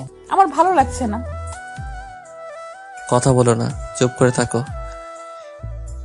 মাথা কি বেশি ব্যথা করছে? তাহলে কফি খাওয়ার দরকার নেই, আমি কমপ্লেক্স নিয়ে আসছি। কমপ্লেক্স খেয়ে ওষুধ খেয়ে একটু রেস্ট করো, দেখবে মাথা ব্যথা চলে যাবে। ঈশিতা কমপ্লেক্স দুধ, চিনি আর ট্যাবলেট নিয়ে আসলো আর বলতে লাগলো, এগুলো খেয়ে ওষুধ খেয়ে একটু রেস্ট করো। আমি ঈশিতার হাত থেকে ট্যাবলেটটা নিয়ে খেয়ে ফেললাম। ঈশিতা বলতে লাগলো, খালি পেটে ট্যাবলেট খেয়েছো, শরীর তো অনেক খারাপ করবেই। আমি কোনো কথা বললাম না, সোজা বিছানায় শুয়ে পড়লাম। ঈশিতা হয়তো এটা বুঝছে যে আমার মাথা ব্যথা করছে, তাই ওর সাথে কথা বলছি না। আসল কারণ তো ও আর জানে না। ঈশিতা আস্তে আস্তে আমার মাথার পাশে গিয়ে বসলো। তারপর ওর নরম হাতটা আমার কপালে রাখলো। 4 বছর পর ভালোবাসার মানুষের হাতের স্পর্শ পেয়ে অনুভূতিহীন ভালোবাসাটা যেন জাগা দিয়ে উঠলো। পরক্ষণে দু চোখে ঈশিতা সাকিবের সাথে মোটরসাইকেলে লেফটে যাওয়ার দৃশ্যটা ভেসে উঠলো। আমার একটা হাত দিয়ে ঈশিতার হাতটা সরালাম এবং বললাম, ধরবা না আমাকে, আমার কেমন যেন লাগে। কি বলো তুমি? তোমার মাথা ব্যথা করছে? আমি তোমায় হাত বুলিয়ে দিচ্ছি, তোমারও আরাম লাগার কথা। তোমাকে আমি বলেছি হাত বুলিয়ে দিতে? এরকম করছো কেন তুমি আমার সাথে? সত্যি তোমার কিছু হয়েছে? 4 বছর পর আমি তোমার এত কাছে, কিন্তু তোমার কোনো অনুভূতি নাই। শোনো, তোমার কথার উত্তর আমি দিতে পারবো না। আমার মাথা ব্যথা করছে, যাও এখান থেকে। না, আমি যাব না। সত্যি করে বলো তোমার কি হয়েছে? আমার কিচ্ছু হয়নি, এখান থেকে যেতে বলেছি তোমাকে। না, আমি যাব না। যাবে না তো? না। এবার আমার সত্যি সত্যি রাগ উঠে গেল। আমি বিছানা থেকে উঠে ঈশিতার দিকে অগ্নি দৃষ্টি নিয়ে তাকালাম। ঈশিতা একটু ভয় পেয়ে গেল এবং বলতে লাগলো,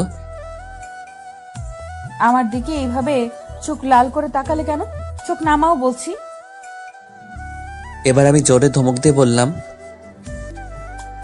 তোমাকে আমি এখান থেকে যেতে বলেছি। ঈশিতা আমার ধমক শুনে কেঁপে উঠল। এরকম ধমক হয়তো আমার কাছ থেকে আশা করেনি। ঈশিতা চুপ করে বাহিরে চলে যাচ্ছে। আমি স্পষ্ট দেখতে পেলাম হাতের উল্টো পিঠ দিয়ে চোখের জল মুছছিল। আমি বিছানায় শুয়ে পড়লাম। ওইদিকে ঈশিতা আম্মুর সামনে গিয়ে দাঁড়ালো। আম্মু ঈশিতাকে দেখে বলতে লাগলো, কি হলো, কাঁদছিস কেন? তোমার ছেলে আর স্বাভাবিক নাই। এই 4 বছরে অনেকটা পাল্টে গেছে। আমি আসার পর থেকে আমার সাথে একটা কথাও বলেনি। ওর মাথা ব্যথা করছে, আমি হাত দিয়ে ওর মাথা টিপে দিচ্ছি। আমাকে বলে কি ওকে না ধরার জন্য। আমাকে চোখ লাল করে ধমক দিয়েছে। তোমার ছেলে সব সময় আমাকে ভয় পেত, আর এখন তোমার ছেলের চোখের দিকে তাকাতে ভয় কেঁপে উঠলাম। আমি ওর এরকম অগ্নি দৃষ্টি চোখ কখনো দেখিনি। আর এই জন্য এভাবে কাঁদতে হবে? ওর বুঝি মাথা ব্যথা করছে তাই তোর সাথে এরকম করেছে? না না, সত্যি সত্যি তোমার ছেলে পাল্টে গেছে। কিছু পাল্টায়নি, ও যেমন ছিল তেমনই আছে। একটু পরে দেখবি ভালো হয়ে যাবে। রাত 8টায় কারো গরম উষ্ণ নিঃশ্বাস আমার মুখে পড়ছে। আমি আস্তে করে চোখটা খুলে দেখি ঈশিতা আমার দিকে ঝুলে আছে এবং তীক্ষ্ণ দৃষ্টি নিয়ে আমার দিকে তাকিয়ে আছে। ঈশিতার ঠোঁট আমার ঠোঁটের এতই কাছে যে দুজন দুজনের নিঃশ্বাস অনুভব করতে পারছি। আমিও এক দৃষ্টি নিয়ে ঈশিতার মায়াবী চোখ জোড়ার দিকে তাকিয়ে আছি। ওর ঠোঁট অল্প অল্প কাঁপছে কিছুক্ষণ আগে কান্নার কারণে এবং গাল এবং নাক লাল হয়ে আছে। নাকের ডগায় কয়েক হাজার ছোট ছোট ঘামের ফোঁটা এসে জড়ো হয়েছে। 4 বছর পর ঈশিতাকে আমি সেই মায়াবী রূপে দেখছি যে মায়াবী রূপের সাগরে আমি অনেক আগেই নিজেকে হারিয়ে ফেলেছি। দুজন নিস্তব্ধ নীরবতা পালন করতে লাগলাম। আমার 4 বছরের জমিয়ে রাখা গভীর ভালোবাসা জানান দিচ্ছিল যে ঈশিতার কাঁপা কাঁপা ঠোঁটগুলো নিজের আয়ত্তে নিয়ে নিতে, গভীর এক লম্বা চুম্বনে হারিয়ে যেতে। পরক্ষণে আমার মনে হয়ে গেল সাকিব আর ঈশিতার কিছু মুহূর্তের কথা। ধাক্কা দিয়ে আমার উপর থেকে ঈশিতাকে সরিয়ে দিলাম। তারপর সোজা ওয়াশরুমে ঢুকে ঠাস করে দরজাটা লাগিয়ে দিলাম। ঈশিতা আমার এরকম ব্যবহারে অবাক হয়ে গিয়েছে। এক দৃষ্টি নিয়ে আমার যাবার দিকে তাকিয়েছিল। ঈশিতা হয়তো আমার কাছে এরকম কখনোই আশা করেনি যে ছেলেটার কাছে বিরার জন্য সবসময় পাগল হয়ে থাকতো। 4 বছর পর ছেলেটার এত কাছে গেলাম, ওর কোনো অনুভূতি নাই। ঈশিতা কিছুই বুঝতে পারছে না কেন তার সাথে এরকম করছে। আমি ওয়াশরুম থেকে বের হয়ে দেখি ঈশিতা বিছানা গোছাচ্ছে। আমাকে দেখে একটা তোয়ালে এনে দিল। আমি তোয়ালেটা হাতে নিয়ে বিছানায় ঢিল মেরে ফেলে দিলাম। ঈশিতা নির্বাক হয়ে আমার দিকে তাকিয়ে আছে।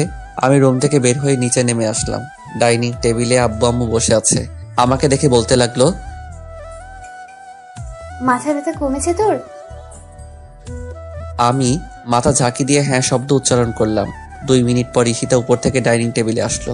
মুখটা গোমরা করে আছে, ঠোঁটগুলো শুকিয়ে একটা থেকে আরেকটা আলাদা হয়ে আছে, যেন ঠোঁটে কোনো প্রাণের ছোঁয়া নেই। চেহারাটা অনেকটা কালো হয়ে আছে। ও লম্বা চুলগুলো দিয়ে চেহারার এক পাশ ঢেকে রাখছে আর বারবার আর চোখে আমাকে দেখছে। আম্মু ঈশিতার তার দিকে তাকিয়ে বলল, কি হয়েছে ঈশিতা তোর? ঈশিতা মাথা ঝাঁকি দিয়ে বলল, না, কিছু হয়নি। তাহলে এভাবে দাঁড়িয়ে আছিস কেন? বস।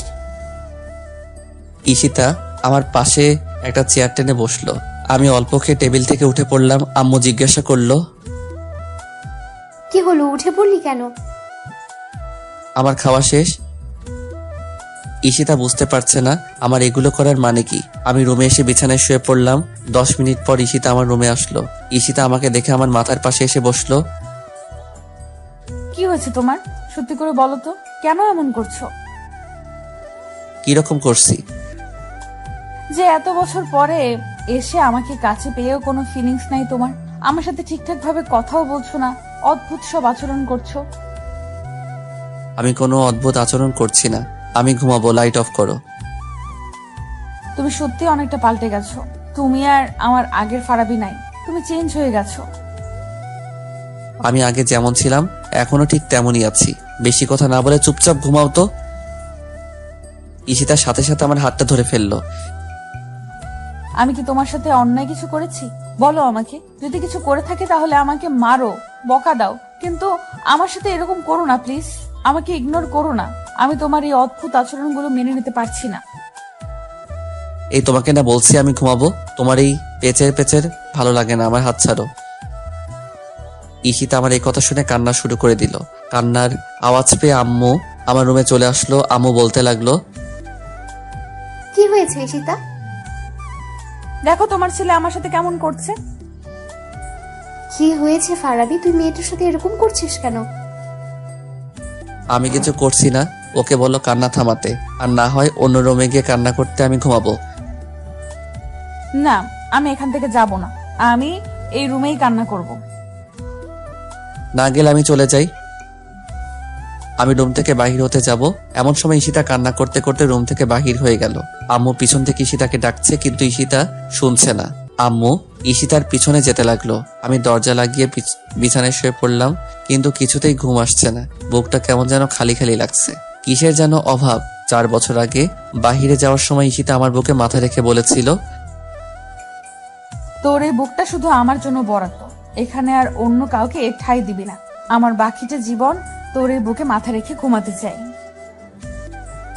এসব ভাবতে ভাবতে কখন ঘুমিয়ে গেলাম বলতে পারবো না। সকাল 10টায় ঘুম ভাঙলো।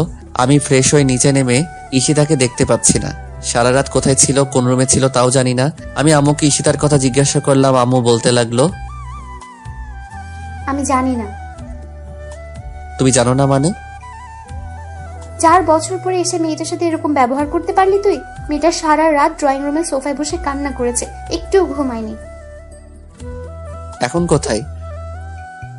চলে গেছে। চলে গেছে মানে? কোথায় চলে গেছে? ওদের বাসায়। আম্মুর কথা শুনে আমার রাগ উঠে গেল। যে কারণে 4 বছর পরে এত কাছে আসার পরে ওকে আপন করে নিতে পারিনি, আবারও না বলে ওই বাড়িতে গিয়েছে। কেন গিয়েছে? সাকিবের সাথে কথা বলার জন্য। আমি একটা রিক্সা নিয়ে ঈশিতার বাসায় চলে গেলাম। রাগ একটু কমেনি। বাসার কলিং বেল চাপ দিতেই খালামণি এসে দরজা খুলে দিল। তারপর আমাকে ঈশিতার সম্পর্কে অনেক কিছু জিজ্ঞাসা করলো। আমি কোনো কিছুর প্রতি উত্তর না দিয়ে সোজা ঈশিতার রুমের কাছে চলে গেলাম। সাকিবকে বাসায় দেখতে পাচ্ছি না, হয়তো অফিসে চলে গিয়েছে। আমি ঈশিতার দরজার সামনে দাঁড়াতেই ঈশিতার স্পষ্ট কান্নার আওয়াজ শুনতে পেলাম। আমি দরজায় দাঁড়িয়ে ঈশিতাকে একটা ডাক দিলাম। সাথে সাথে কান্নার আওয়াজটা কয়েক সেকেন্ডের জন্য অফ হয়ে গেল। হয়তো বোঝার চেষ্টা করছে কে আমাকে ডাকে। আমি আবারও ঈশিতাকে ডাক দিলাম। এবার কান্নার আওয়াজটা একটু বেড়ে গেল, হয়তো বুঝে ফেলেছে আমি এসেছি। আমি আরো কয়েকটা ডাক দিলাম দরজা খোলার জন্য। না, প্রতিবারই কান্নার আওয়াজ বেড়ে চলেছে। আমি এক নাগাড়ে ডেকেই যাচ্ছি আর ও এক নাগাড়ে কান্না করেই যাচ্ছে। অলরেডি 30 মিনিট ওভার হয়ে গিয়েছে। আমি দরজার বাইরে দাঁড়িয়ে ওকে ডাকছি, কিন্তু ও দরজা খুলছে না। এবার মেজাজটা একটু খারাপ হয়ে গেল। আমি দরজা জোরে ধাক্কা দিয়ে ডাকতে লাগলাম, দরজা খুলবে কি খুলবে না বলো? আর যদি দরজা না খুলো তাহলে এই বাড়িতে আজীবনের জন্য থেকে যেও। ওই বাড়িতে আর যাওয়ার দরকার নাই, আমি চলে যাচ্ছি। ঈশিতা তারপরও দরজা খুলছে না। এবার মেজাজটা আরো খারাপ হয়ে গেল। কি হলো, তুমি দরজা খুলবে না? আচ্ছা ঠিক আছে, দরজা খোলার দরকার নেই, যত পারো কান্না করো, আমি চলে যাচ্ছি। এ কথা বলে চুপ করে সাইড হয়ে দাঁড়িয়ে রইলাম। কিছুক্ষণ কোনো সারা শব্দ করলাম না। ঈশিতার কান্না অফ হয়ে গেল। হয়তো মনে মনে বলছে ও কি সত্যি সত্যি চলে গেছে। আমি কিছুক্ষণ চুপ করে থেকে আবারও দরজার সামনে গিয়ে ডাক দিলাম। আমি ডাক দেওয়ার সাথে সাথে কান্নার আওয়াজ শুনতে পাচ্ছি। হয়তো বলছে ও এখনো যায় নাই। মেয়েরা আর কিছু পারুক আর না পারুক, কান্না করে অনেক কিছু হাসিল করতে পারে, যে কোনো পুরুষকে ঘায়েল করতে পারে। কি হলো, তুমি দরজা খুলবে না? এবার যদি দরজা না খুলো তাহলে আমি সত্যি সত্যি চলে যাব। তারপর দেখি কি করো। না, আর থাকবো না। এবার সিঁড়ি দিয়ে নিচে নামতে যাব। এমন সময় দরজা খোলার আওয়াজ শুনতে পেলাম। আমি রুমের ভিতরে প্রবেশ করে দেখি মাথা নিচের দিকে দিয়ে বিছানার কাছে দাঁড়িয়ে আছে। আমি তার সামনে গিয়ে দাঁড়ালাম। সে মুখ অন্যদিকে ফিরিয়ে নিল। আমি আবারও সামনে গেলাম। সে এবারও অন্যদিকে মুখ ফিরিয়ে নিল। বুঝতে পেরেছি অনেকটা অভিমান করে বসে আছে, কিন্তু আমি তার অভিমান ভাঙাবো না। সে না বলে এখানে আসলো কেন? আমি তার হাতটা ধরলাম এবং বললাম, কার কাছে বলে এখানে এসেছো? ঈশিতা অবাক হয়ে আমার দিকে তাকালো। হয়তো এই মুহূর্তে এই কথাটা আমার কাছ থেকে আশা করেনি। সে হয়তো ভেবেছিল ও সারা রাত কান্না করেছে, রাগ করে অভিমান করে চলে এসেছে। আমি তার রাগ অভিমান ভাঙিয়ে বলবো, সরি, তোমাকে অনেক কষ্ট দিয়ে ফেলেছি। ওই সময় আমার কি হয়েছিল জানি না, তোমার সাথে এরকম ব্যবহার করেছি, আমাকে ক্ষমা করে দাও। কিন্তু আমি তাকে উল্টা জিজ্ঞাসা করছি, তুমি কার কাছে বলে এই বাড়িতে এসেছো? ঈশিতা কোনো কথা বলছে না, তাই আমি আবারও জিজ্ঞাসা করলাম, কি হলো, কথা বলো না কেন? কার কাছে বলে এই বাড়িতে এসেছো? কারো কাছে না। তাহলে আসলে কেন? কথা বলো, আমার কথার উত্তর দাও। তোমার সাথে এক রাত কথা বলি নাই, তুমি রাগ করে অভিমান করে চলে এসেছো। তোমার সাথে কথা বলি নাই, তুমি যতটুকু কষ্ট পেয়েছো তার চেয়েও বেশি কষ্ট পেয়েছি আমি। সারা রাত ঘুমাতে পারি নাই। 4 বছর পর তুমি আমার কাছে আসার পরেও কেন তোমার সাথে এরকম ব্যবহার করলাম জানো তুমি? ঈশিতা আমার কথা শুনে আমার দিকে অবাক হয়ে ঘুরে তাকালো। এক এক করে ঈশিতাকে সবকিছু খুলে বললাম। ঈশিতা বলতে লাগলো, বিশ্বাস করো তুমি, আমি সাকিবের সাথে মার্কেটে যেতে চাইনি। ও আম্মুকে অনেক রিকোয়েস্ট করে বলল, তারপরও আমি যেতে রাজি হইনি। কারণ তুমি যে বোরকা পরার জন্য বলেছিলে, ওই বোরকাটা ধুয়ে শুকাতে দিয়েছিলাম। কিন্তু আম্মুর অনেক রিকোয়েস্টের পরে ওই বোরকাটা যেটা তুমি পছন্দ না করো ওইটা পরে গিয়েছিলাম। আমি সরি, আর এরকম বোরকা কখনো পরবো না। আচ্ছা ঠিক আছে চলো, এবার বাসায় চলো। আর কখনো না বলে এই বাড়িতে আসবা না। যদি প্রয়োজন হয় আমাকে বলবা, আমি নিয়ে আসবো। ঈশিতাকে নিয়ে রাস্তায় দাঁড়িয়ে আছি, অনেকক্ষণ হয়ে গেল, একটা রিক্সাও পাচ্ছি না। না, আর দাঁড়িয়ে না থেকে দুজন হাঁটতে শুরু করলাম। দুজন পাশাপাশি হাঁটছি। ঈশিতার হাত আর আমার হাত বারবার স্পর্শ হচ্ছে, কিন্তু আমি ঈশিতার হাত ধরছি না। ঈশিতা হয়তো চাচ্ছে ওর হাতটা আমি ধরি। বারবার ওর হাতটা আমার হাতের সাথে ইচ্ছাকৃতভাবে স্পর্শ করছে। আমি একটু মজা নেওয়ার জন্য আমার হাত দুটো পকেটে ঢুকিয়ে ফেললাম। ঈশিতা আমার দিকে একবার তাকালো, হয়তো মনে মনে বলছে, শয়তান পোলা, হাত দুটো পকেটে ঢুকিয়ে ফেলছিস কেন? আমার সাথে ভাব ধরছিস? যা, তোর হাত ধরবই না। আমি পকেট থেকে একটা হাত বের করে ঈশিতার হাতটা ধরলাম। সাথে সাথে ঈশিতা আমার দিকে তাকালো। 4 বছর পর ভালোবাসার মানুষের হাত স্পর্শ করছি। হাতটা একদম পিচ্চি বাচ্চাদের হাতের মতো, দেখলে বোঝা যায় না 23-24 বছরের মেয়ের হাত। হাতে নখগুলো একটু বড়, প্রতিটি নখে লাল রঙের নীল পালিশ দেওয়া। আর হাতের মধ্যে সবচেয়ে বেশি ফুটে উঠেছে সেটা হলো আমার পরিয়ে দেওয়া রিং। আমি হাতটা ধরে অল্প একটু জোরে চাপ দিলাম। ঈশিতা কোনো সারা শব্দ করলো না। এবার আমি একটু জোরেই চাপ দিলাম। ঈশিতা এবার জোরে উফ করে উঠলো। আমি সাথে সাথে হাত ছেড়ে দিলাম। কি হলো, ব্যথা পেলে? যা, এত জোরে কেউ চাপ দেয়? ঈশিতার দিকে লক্ষ্য করে দেখি চোখে পানি টলমল করছে। না, সত্যি অনেকটা ব্যথা পেয়েছে, না হলে চোখে পানি আসতো না। এত জোরে চাপ দেওয়া আমার ঠিক হয়নি। আমি ঈশিতার সামনে গিয়ে ঈশিতার থোতায় হাত দিয়ে মাথা উপরে তুললাম। ঈশিতার চেহারার দিকে তাকিয়ে তো আমি বাকরুদ্ধ হয়ে গেছি। এতক্ষণ কথা বললাম, আমি তো চেহারার দিকে লক্ষ্য করি নাই। রাত থেকে এ পর্যন্ত কান্না করতে করতে চেহারার একেবারে বাজে অবস্থা করে ফেলেছে। চোখগুলো আগুনের মতো লাল হয়ে আছে, নাকের ডগায় মনে হচ্ছে রক্ত জমাট বেঁধেছে। বেশি কান্নার কারণে ফর্সা চেহারা সূর্যের লাল রক্তিম কালার ধারণ করেছে। না, এভাবে কষ্ট দেওয়া আমার ঠিক হয়নি। আমি গতকাল রাতে একটু বেশি করে ফেলেছি। হঠাৎ করে হয়তো আমার এমন ব্যবহার মেনে নিতে পারে নাই, তাই সারা রাত কান্না করেছে। আমি ঈশিতার 2 গালে হাত দিয়ে বললাম, এ কি, কান্না করতে করতে চেহারার কি বাজে অবস্থা করেছো? এইভাবে কেউ কান্না করে? তোর ব্যবহারের জন্যই তো। আসলে আমি রিয়েলি সরি। আমি বুঝতে পারিনি তুমি এতটা কষ্ট পাবে। কি করবো বলো, ওই সময় আমার মাথা ঠিক ছিল না। এক হলো মাথা ব্যথা, আর এক হলো তোমার চিন্তা। দোনোটা মিলিয়ে আমার মাথা নষ্ট করে দিয়েছিল। তাই মুখ দিয়ে যা এসেছে তাই বলেছি। এবারের মতো তোমার পিচ্চি বরটাকে মাফ করে দাও। কোনো মাফ নাই। কেন, সরি বললাম তো। আর কখনো এরকম করবো না, তোমাকে কষ্ট দিব না। এবারের মতো মাফ করে দাও। বললাম তো কোনো মাফ নাই। তুমি আমাকে বেশি কষ্ট দিয়েছো, সারা রাত কান্না করিয়েছো। এত সহজে মাফ করে দিলে তুমি আমাকে আবার কষ্ট দিবে। আর কখনো কষ্ট দিব না, এই যে প্রমিস করে বলছি। না, হবে না। তাহলে কি করলে মাফ করবে? যা বলবো তা করবে তো? হ্যাঁ, করব। কিছু শর্ত মানতে হবে। কি শর্ত? কি শর্ত আগে বলতে পারবো না। আগে তুমি বলো আমার শর্তগুলো মানবে কি মানবে না। হ্যাঁ, মানবো। প্রথম শর্ত, গতকাল রাত থেকে কিছু খাই নাই, প্রচুর খিদে লেগেছে। এখন বাসায় গিয়ে আমাকে নিজ হাতে খাইয়ে দিতে হবে। কি বলো তুমি, কাল রাত থেকে কিছু খাও নাই, এই জন্য চেহারার এই অবস্থা করেছো। চলো এখন তাড়াতাড়ি বাসায় চলো। না, আগে আমার শর্তগুলো শোনো। শর্ত পরে শুনবো, আগে তাড়াতাড়ি বাসায় চলো। এইভাবে না খাইয়ে থাকলে শরীরে রোগ বেঁধে যাবে। কিচ্ছু হবে না আমার, আগে আমার শর্তগুলো শোনো। বললাম তো পরে শুনবো, আগে বাসায় চলো। বাসায় গিয়ে তারপর শুনবো। তার মানে তুমি আমার শর্তগুলো শুনবে না? আচ্ছা ঠিক আছে, তাড়াতাড়ি বলো। প্রথম শর্ত মনে আছে তো? হ্যাঁ আছে। তাহলে দ্বিতীয় শর্ত, আজকে থেকে আমি যা চাইবো তা অনায়াসে এনে দিতে হবে, কখনো না করতে পারবে না। আচ্ছা ঠিক আছে, এনে দিব। তাহলে তৃতীয় শর্ত, হ্যাঁ বলো। আমি যদি কখনো ভুল করি তাহলে আমাকে শুধরিয়ে দিবে, আর না হয় আমাকে বলবে, আমি শুধরে নিব। কিন্তু আমাকে না বলে তার কারণে আমাকে ইগনোর করা চলবে না। আমাকে দূরে সরিয়ে দিতে পারবে না, ধমক দিতে পারবে না। যদি আমাকে কিছু না বলে আমার সাথে গতকালকের মতো উল্টাপাল্টা কিছু করো, তাহলে একটা বাড়ি দিয়ে মাথাটা ফাটিয়ে হসপিটালে ভর্তি করে রাখবো। তারপর তুমি কাঁদবে। কাঁদলে কাঁদবো, চতুর্থ শর্ত। আরো আছে?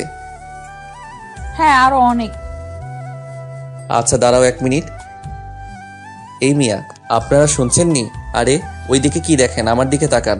আপনাকে বলছি, শুধু তো গল্প পড়তে বসে থাকেন। কীর্তি কারবারটা দেখছেননি? আমার সিনিয়র আপুর, নাউজুবিল্লাহ, সিনিয়র বউয়ের। এতে আর বউ ওইয়া মোটর সাইকেলে আরেক স্যামরার লগে ল্যাপটি মাইরা ঘুইরা বেড়াইছে, গার সাথে গা ঘেসে ছবি তুলছে। তার এই অপরাধের জন্য আমার কাছে একবার সরি বলছে, আমি মাফ করে দিছি। আর আমি তার সাথে একটু রাগ দেখিয়ে কথা বলছি, তারপর 3 বার সরি বললাম। কিন্তু আমার মাফ নাই। এই মাঝ রাস্তায় রোদের মধ্যে দাঁড়িয়ে আমাকে শর্ত দিচ্ছে। অলরেডি 3টা দিয়ে ফেলেছে, আরো অনেক আছে। কেমনটা লাগে বলেন?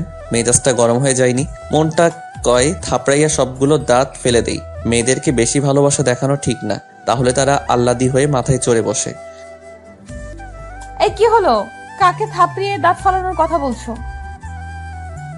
না, কাউকে না। কি বলতেছিলা বলো? তাহলে চতুর্থ শর্ত শোনো। হ্যাঁ বলো। এই 4 বছরে তুমি ছিলে না বলে আমার কোনো পছন্দের জায়গায় ঘুরতে যেতে পারি না। এখন থেকে প্রতি বিকেল বেলা আমাকে আমার পছন্দের জায়গায় ঘুরতে নিয়ে যেতে হবে, এবং আজ বিকেলে এক জায়গায় যাব, ওই জায়গায় নিয়ে যেতে হবে। যথা আজ্ঞা। তাহলে পঞ্চম শর্ত। পঞ্চম শর্তটা কিন্তু একটু কঠিন। যত কঠিন হোক তুমি বলো। আমাকে সারা রাত কাঁদানোর জন্য এবং কষ্ট দেওয়ার জন্য এই মাঝ রাস্তায় 20 বার কান ধরে উদ্বস করতে এবং বলতে হবে আমাকে আর কখনো কষ্ট দিবে না। কি বলো তুমি? এর আগের শর্তগুলো ঠিক আছিল, কিন্তু এটা কি শর্ত দিলে তুমি?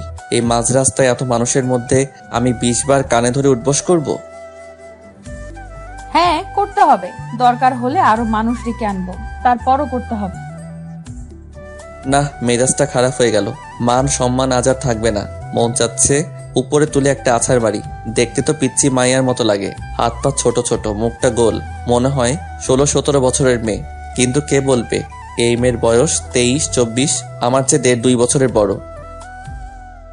এখন 20 বার কান ধরে উদ্বস করবা আর বলবা আমাকে আর কখনো কষ্ট দিবা না। 20 বার? ওই শাস্তিটা একটু কমানো যায় না? না, কমানো যাবে না। প্লিজ দেখো না, কোনো উপায় কমানো যায়নি? 20 বার উঠবস করলে আমি বাঁচবো? না, 20 বার ওই উদ্বস করতে হবে। আমাকে কষ্ট দেওয়ার সময় মনে ছিল না? 15 বার করি? না, 20 বার। কি আর করা, এখন 20 বারই উঠবস করতে হবে। আমি কানে ধরে উঠবস করতে যাব, দেখি রাস্তার সব মানুষ আমার দিকে তাকিয়ে আছে। হায় হায়, আজকে তো মান ইজ্জত সব প্লাস্টিক হবে আমার।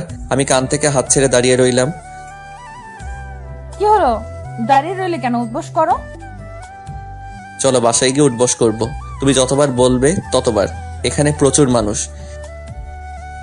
বাসায় গিয়ে না, এখানেই করতে হবে, মানুষের সামনে। এটা আমাকে সারা রাত কাঁদানোর শাস্তি। কি হলো, উদ্বস করবা না? আচ্ছা ঠিক আছে, না করলে আমি চলে যাই। এ কথা বলে ঈশিতা হাঁটতে লাগলো। আরে কোথায় যাচ্ছ? তুমি তো বাসায় যেতে মানা করেছো, এখন যেদিকে যেতে পারি।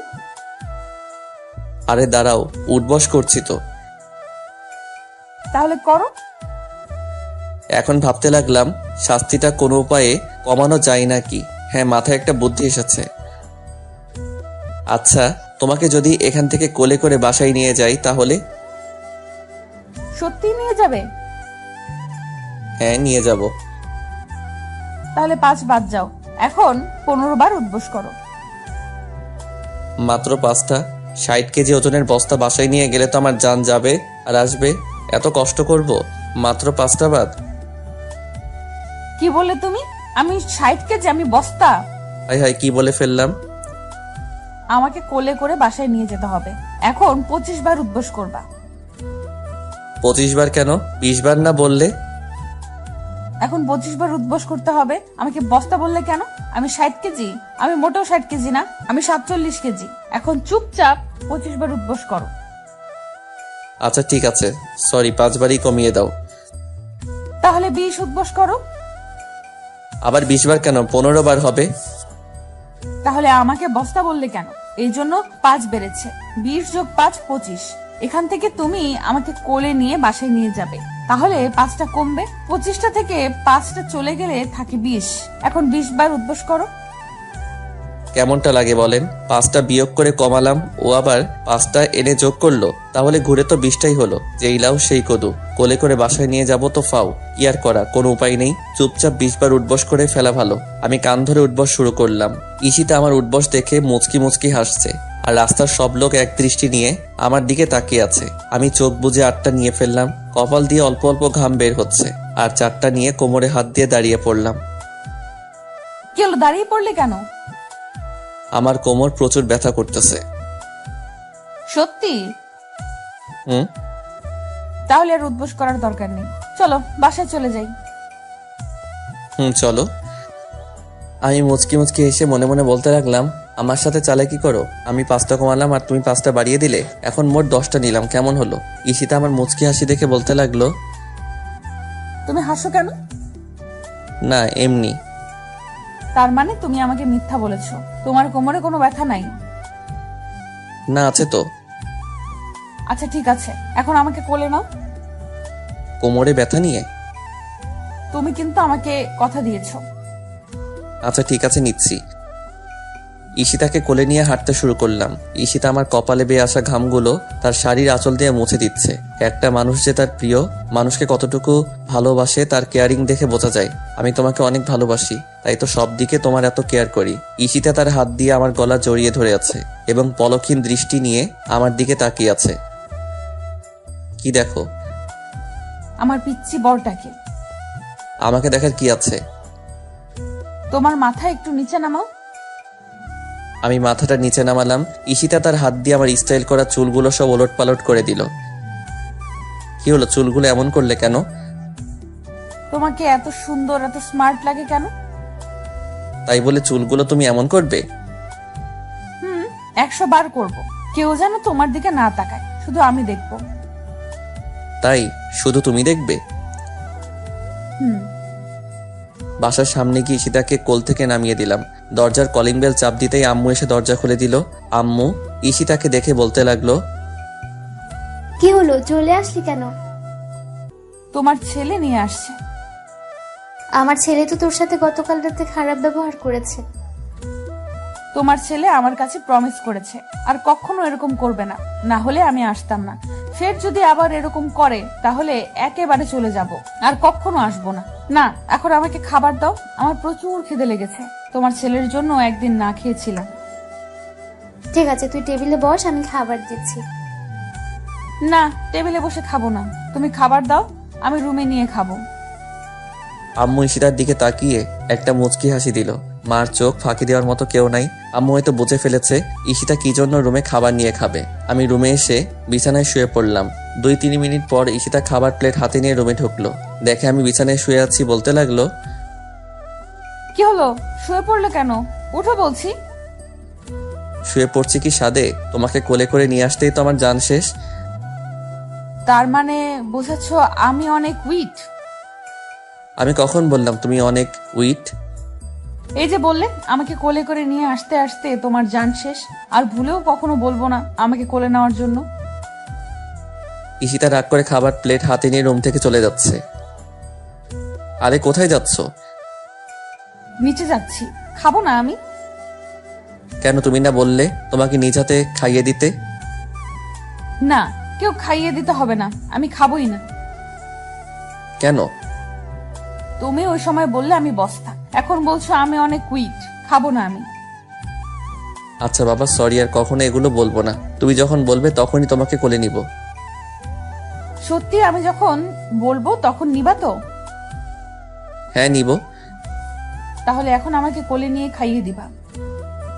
কেমন মাইয়া বলেন, এখন বললো খাবে না, আবার এখনই বলে কোলে তুলে খাইয়ে দিতে হবে। কথা বললেই বিপদ। এখন যদি বলি তুমি না বললে আর কখনো কোলে উঠবা না, তাহলে রাগ খাবারের প্লেটে ফেলে দিয়ে চলে যাবে। এই সুন্দর কিউট মাইয়াগুলোর এত রাগী হয় কেন? ঈশিতাকে কোলে নিয়ে খাইয়ে দিচ্ছি। একটা লোকমা দিয়েছি, অনেক বড় দোগাল ফুলিয়ে চিবোচ্ছে, আর কি যেন বলার চেষ্টা করছে, কিন্তু মুখ দিয়ে শুধু শব্দ বের হচ্ছে। আমি হাত দিয়ে ইশারা করে বললাম, আগে খেয়ে নাও, তারপর কথা বলবা। ঈশিতার মুখের ভাত শেষ করে বলতে লাগলো, এত বড় লোকপা দিয়েছো কেন? আমার চাবাতে অনেক কষ্ট হয়েছে। তুমি না বললে তোমার অনেক খিদে লেগেছে? তাই বলে সব একেবারে দিয়ে দিবা নাকি? ছোট ছোট লোকমা দাও। আচ্ছা ঠিক আছে। এবার ঈশিতাকে একটা ছোট লোকমা দিলাম, তারপরও দুগাল ফুলিয়ে চাবাচ্ছে। আমি জিজ্ঞাসা করলাম, এবার তো ছোট লোকমা দিলাম, তাহলে দুগাল ফুলিয়ে চাবাচ্ছ কেন? একটা ঢোক গিলে বলতে লাগলাম, এটা আমার ছোটবেলার অভ্যাস।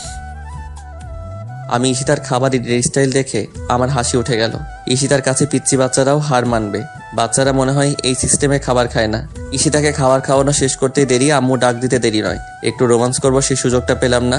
আমি গোসল দিয়ে মসজিদে নামাজ পড়তে চলে গেলাম। নামাজ শেষ করে মসজিদে কিছুক্ষণ কোরআন তেলাওয়াত করে তারপর বাসায় আসলাম।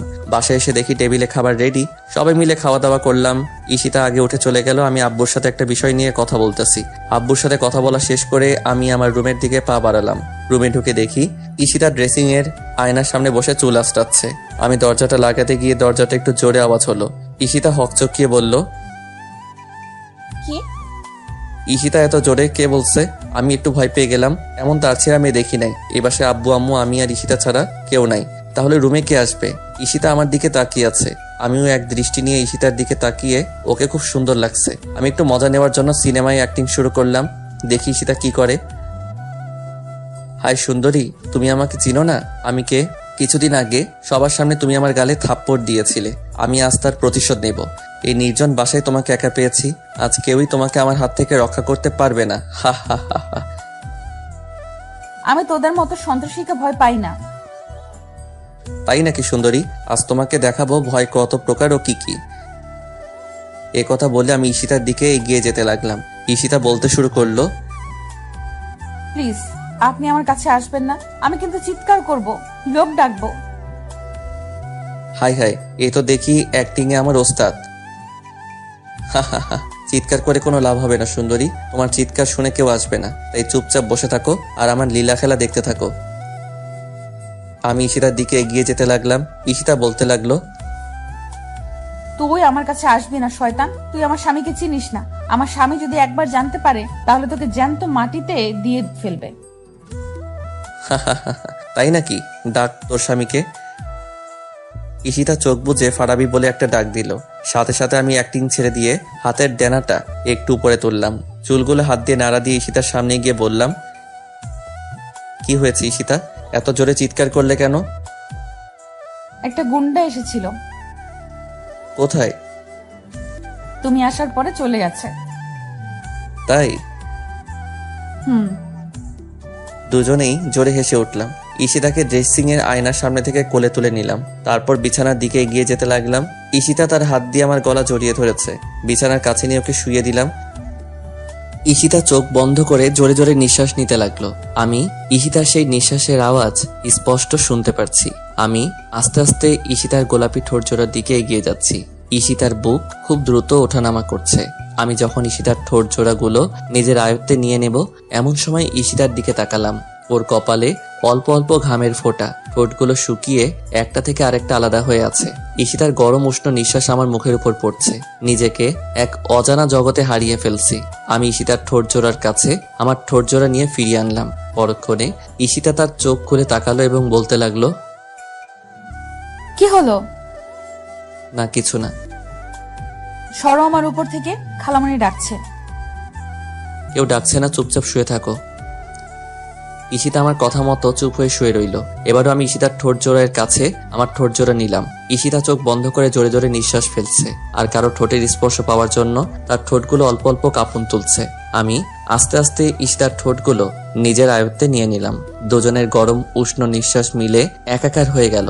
ঈশিতা তার হাত দিয়ে আমার চুল খামচে ধরেছে। কতক্ষণ পর্যন্ত দুজন বিভোর হয়েছিলাম ভালোবাসার মধুময় ফিলিংসে বলতে পারবো না। কিছুক্ষণ পর ঈশিতা আমাকে ধাক্কা দিয়ে নিচে ফেলে আমার বুকে এসে শুয়ে পড়ল এবং জোরে জোরে হাঁপাতে লাগলো। আমি বড় বড় কয়েকটা নিঃশ্বাস নিয়ে ঈশিতাকে বললাম, এখন ওঠো, আমার একটু বাইরে যেতে হবে। বাহিরে কেন? আমার একটু কাজ আছে। না, কোথাও যেতে পারবে না। আমি এখন ঘুমাবো। ঘুমাবে ভালো কথা, বালিশে ঘুমাও। না, আমি তোমার বুকে ঘুমাবো। আমি বলছি না তোমার বুকটা শুধু আমার জন্য বরাদ্দ। এখন কোনো কথা নয়। গতকাল রাতে ঘুমাতে পারি নাই তোমার জন্য। এখন আমি ঘুমাবো, তুমি চুপচাপ শুয়ে থাকো। আরে এই দিনের বেলা আমার ঘুমে ধরবে না তো। ঘুমে না ধরলেও তোমার শুয়ে থাকতে হবে। যতক্ষণ পর্যন্ত আমি ঘুমাবো ততক্ষণ পর্যন্ত একদম নড়াচড়া করবে না। নড়াচড়া করলে কিন্তু একদম মেরে ফেলবো।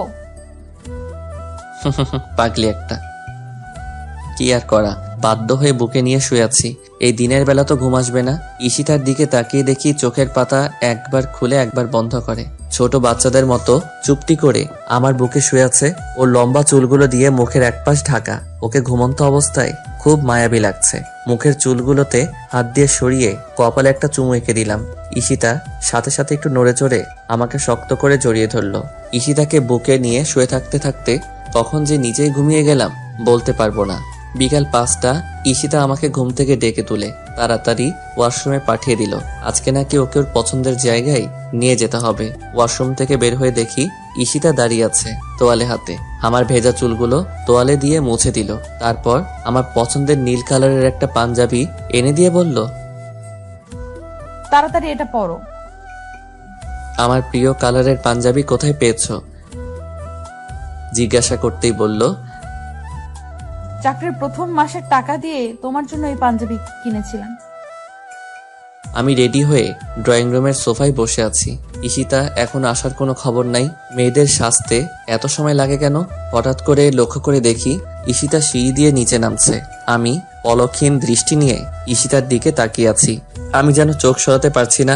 আকাশি কালার শাড়ির কুচিগুলো এত সুন্দর করে দিয়েছি যে মনে হচ্ছে যে মেশিনে কুচিগুলো দিয়ে ক্লিপ লাগিয়ে দিয়েছে। দুহাত ভর্তি নীল চুড়ি, কপালে লাল টিপ, ঠোঁটে হালকা গোলাপি লিপস্টিক, চোখে গাঢ় করে কাজল, লম্বা রেশমি কালো চুলগুলো কোমর পর্যন্ত ছাড়িয়ে। বাগানের ঠিক উপরে একটা টকটকে লাল গোলাপ। সেই লাল গোলাপটা যেন ঈশিতার সৌন্দর্যটা আরো কয়েক গুণ বাড়িয়ে দিয়েছে। আমি মুগ্ধ মহিমায় তাকিয়ে আছি আমার সিনিয়র বয়সীর দিকে, যেন স্বর্গ থেকে উঠে আসা কোনো অপ্সরী আমার সামনে দাঁড়িয়ে।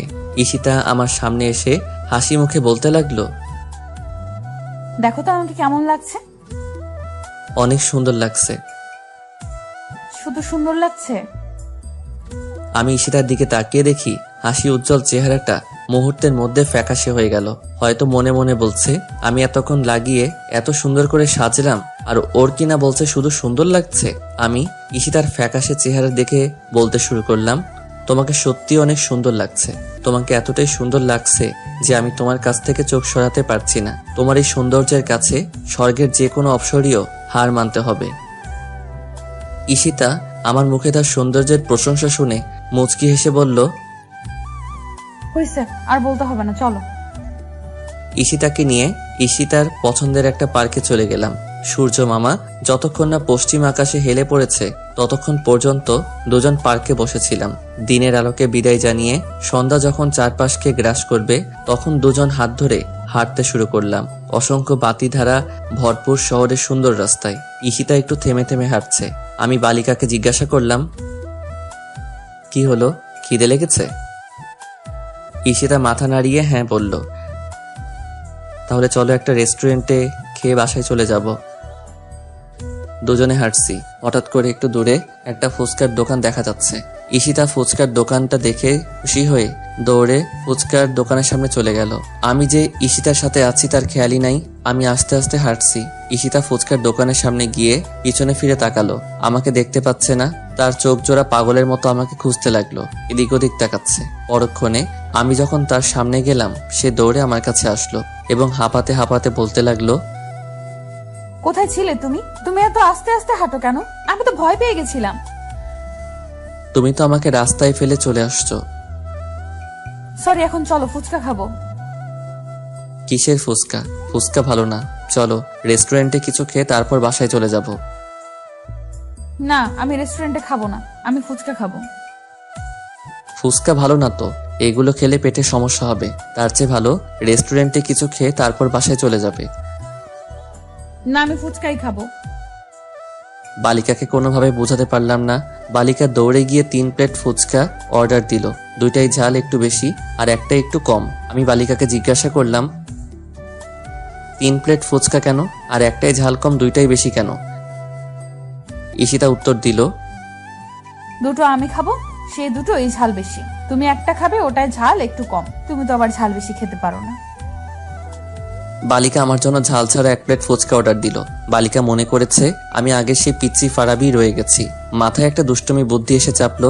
ফুচকাওয়ালা মামাকে কিছু টাকা দিয়ে বললাম, একটার মধ্যে প্রচুর ঝাল দিবে আর তোমার ড্রামের সব পানি ফেলে দিবে। বালিকা যদি জিজ্ঞেস করে তোমার এখানে পানি আছেনি, তুমি না বলবে। কোনো দোকানের কথা জিজ্ঞাসা করলে বলবে 30 মিনিটের মতো লাগবে।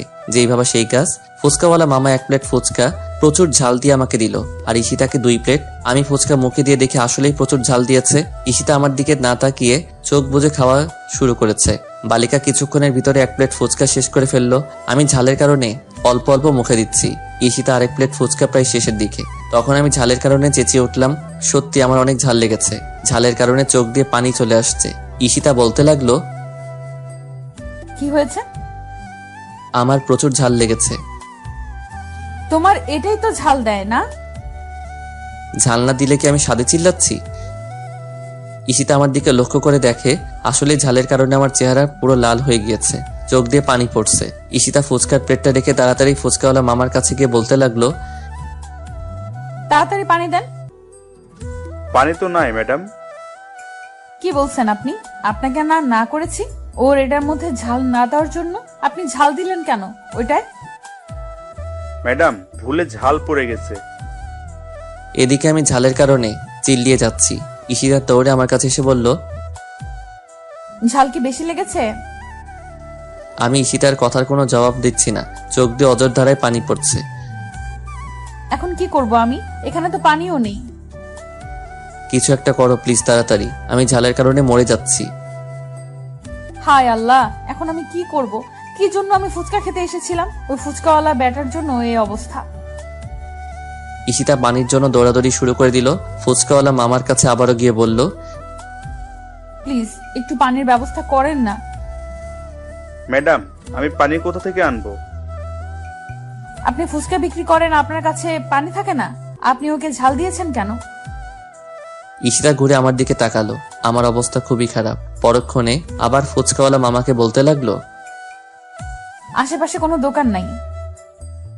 না ম্যাডাম, দোকান তো অনেক দূরে, প্রায় 30 মিনিট লাগবে। কি বলছেন আপনি? ও তো এখন ঝালের কারণে মারা যাবে। ওর যদি কিছু একটা হয়ে যায় আপনাকে আমি ছাড়বো না। আমি ঈশিতাকে ডাকতে লাগলাম। ঈশিতা দৌড়ে আমার কাছে এলো।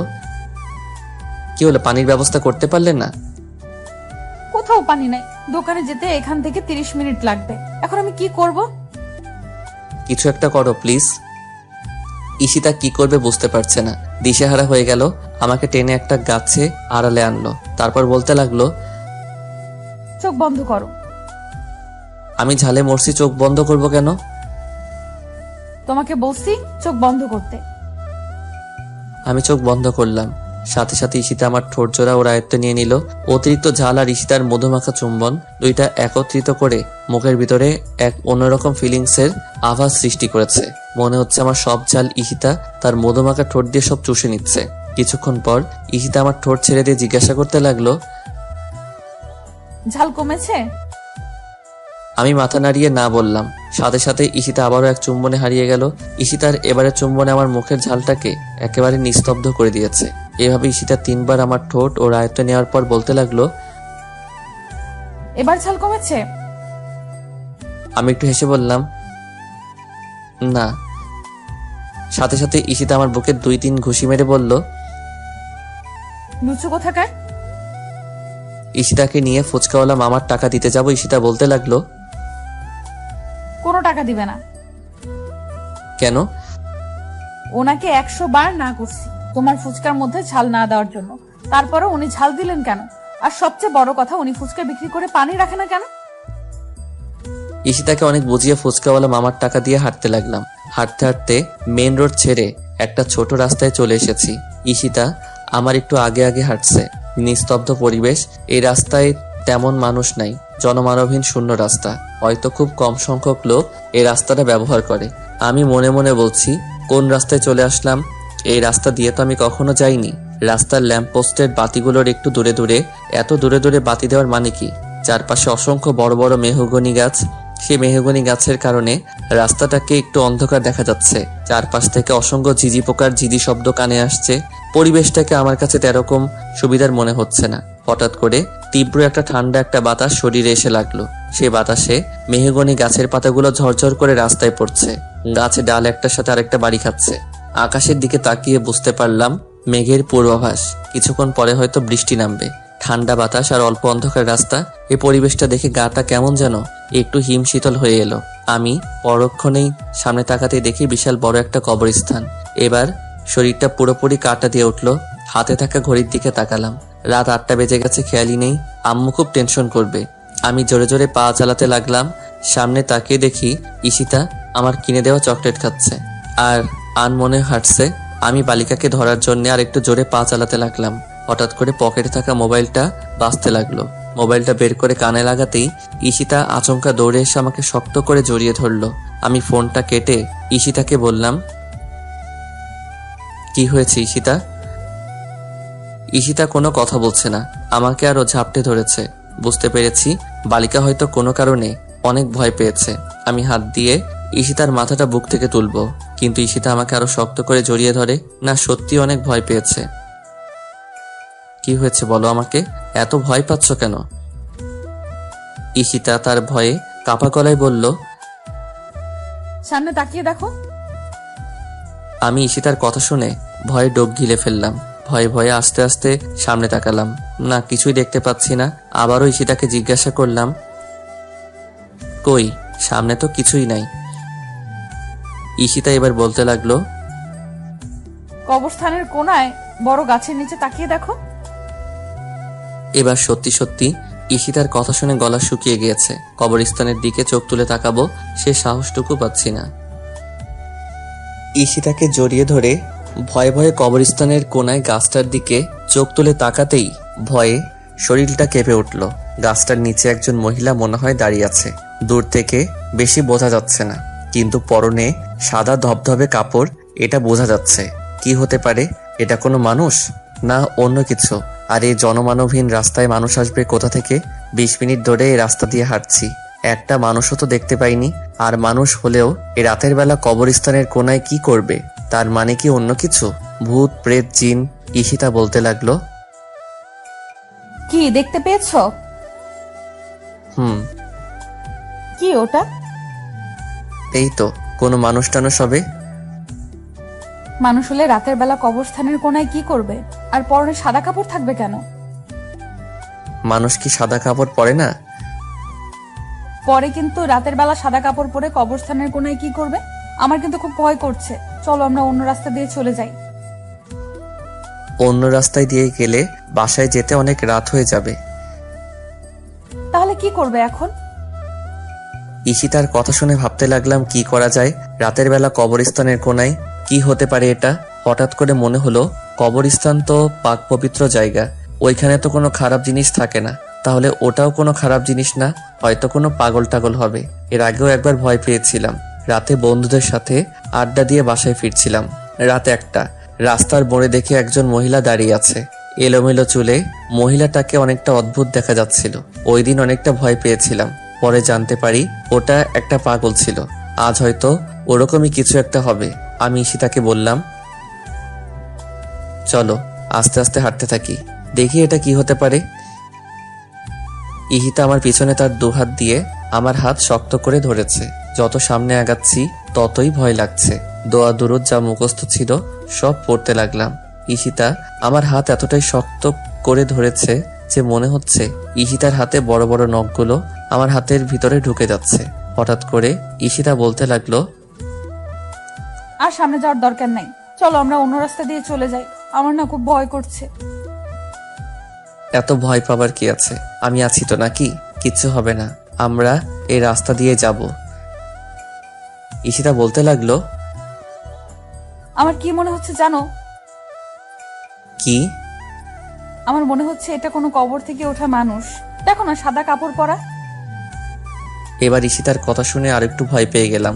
এই বালিকা তো আজকে ভয় পাইয়েই মেরে ফেলবে। ব্যাককল মাইয়া, কবর থেকে কোনো মানুষ উঠতে পারে? আমি ঈশিতাকে ধমক দিয়ে বললাম, চুপ করো, এই আধুনিক যুগে কি আবল তাবল কথা? কবর থেকে কখনো মানুষ উঠতে পারে?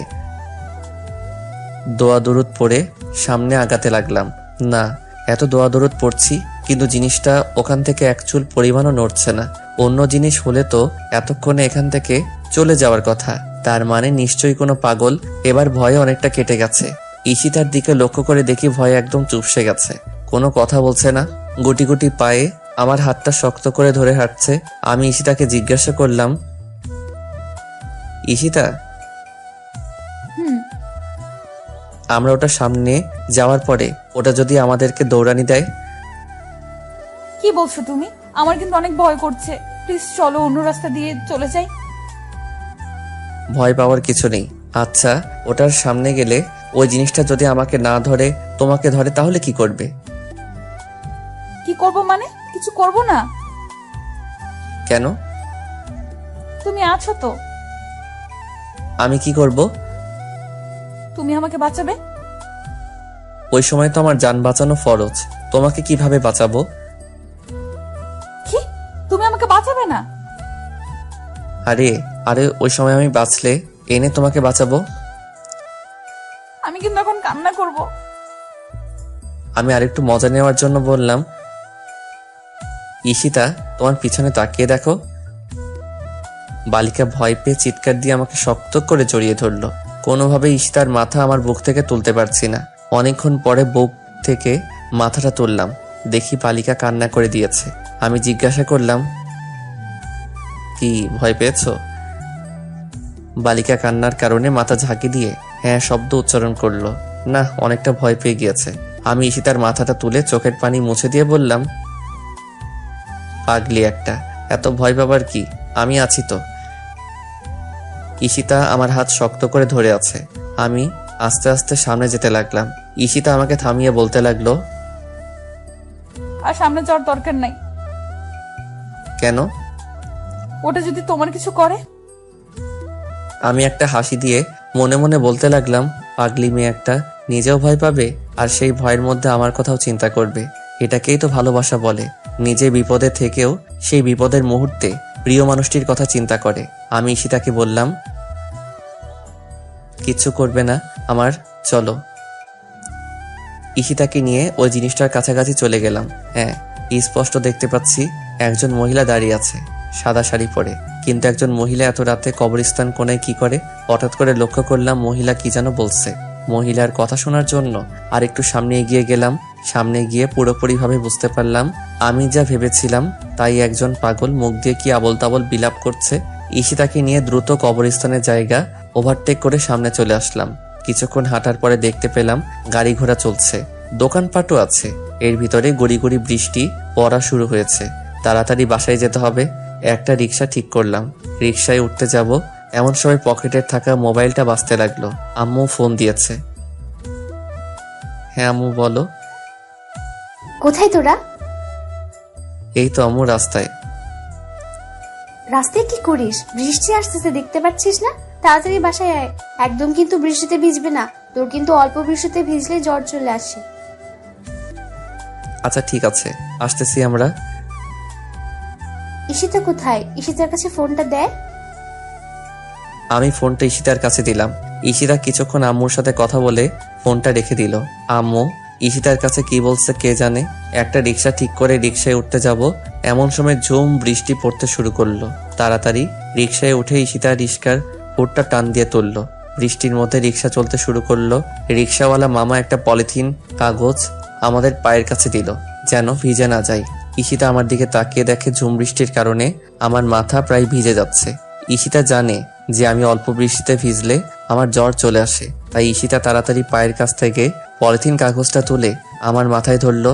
আমি ঈশিতার দিকে তাকিয়ে হাত দিয়ে কাগজটা ধরলাম। বৃষ্টি বেড়েই চলেছে। মাথার উপরে কাগজ দেওয়ার পরেও বৃষ্টির ফোঁটা এসে গায়ে পড়ছে, প্রায় ভিজেই যাচ্ছি। ঈশিতা আমার দিকে তাকিয়ে তার শাড়ির আঁচলটা দিয়ে আমাকে সম্পূর্ণভাবে ঢেকে নিল। আমি ঈশিতার এত কেয়ার দেখে ঈশিতার দিকে এক দৃষ্টি দিয়ে তাকালাম। ঈশিতা প্রায় বৃষ্টিতে ভিজে গেছে, কিন্তু ঈশিতার সেদিকে কোনো খেয়াল নাই। আমি ভিজে যাচ্ছি সেই দিকেই তার খেয়াল, তাই তো কাগজের পরেও তার শাড়ির আঁচলটা আমার মাথার উপর ধরেছে। আমি ঈশিতার দিকে তাকিয়ে থাকতে দেখে ঈশিতা বলতে লাগলো, কি দেখো এভাবে তাকিয়ে? আমার সিনিয়র বউটাকে দেখি। এত দেখতে হবে না, এমনি বৃষ্টিতে ভিজে যাচ্ছ, চুপ করে বসে থাকো। আমি একটা মুচকি হাসি দিয়ে ঈশিতার বৃষ্টিতে ভিজে যাওয়া হাতটা শক্ত করে ধরলাম। প্রায় 10-15 মিনিট পরে বাসার কাছে পৌঁছে গেলাম। রিক্সা থেকে নেমে বাসার ভিতরে ঢুকতে ঢুকতে প্রায় অনেকটা ভিজে গেছি। ঈশিতা তাড়াতাড়ি রুম থেকে একটা তোয়ালে আমার হাতে দিল। আমি মাথাটা মুছে ড্রয়িং রুমের সোফায় বসলাম।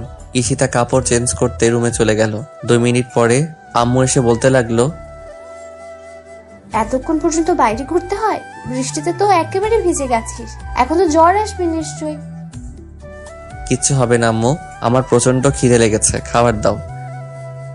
আচ্ছা ঠিক আছে, দিচ্ছি। ঈশিতাকে ডাক।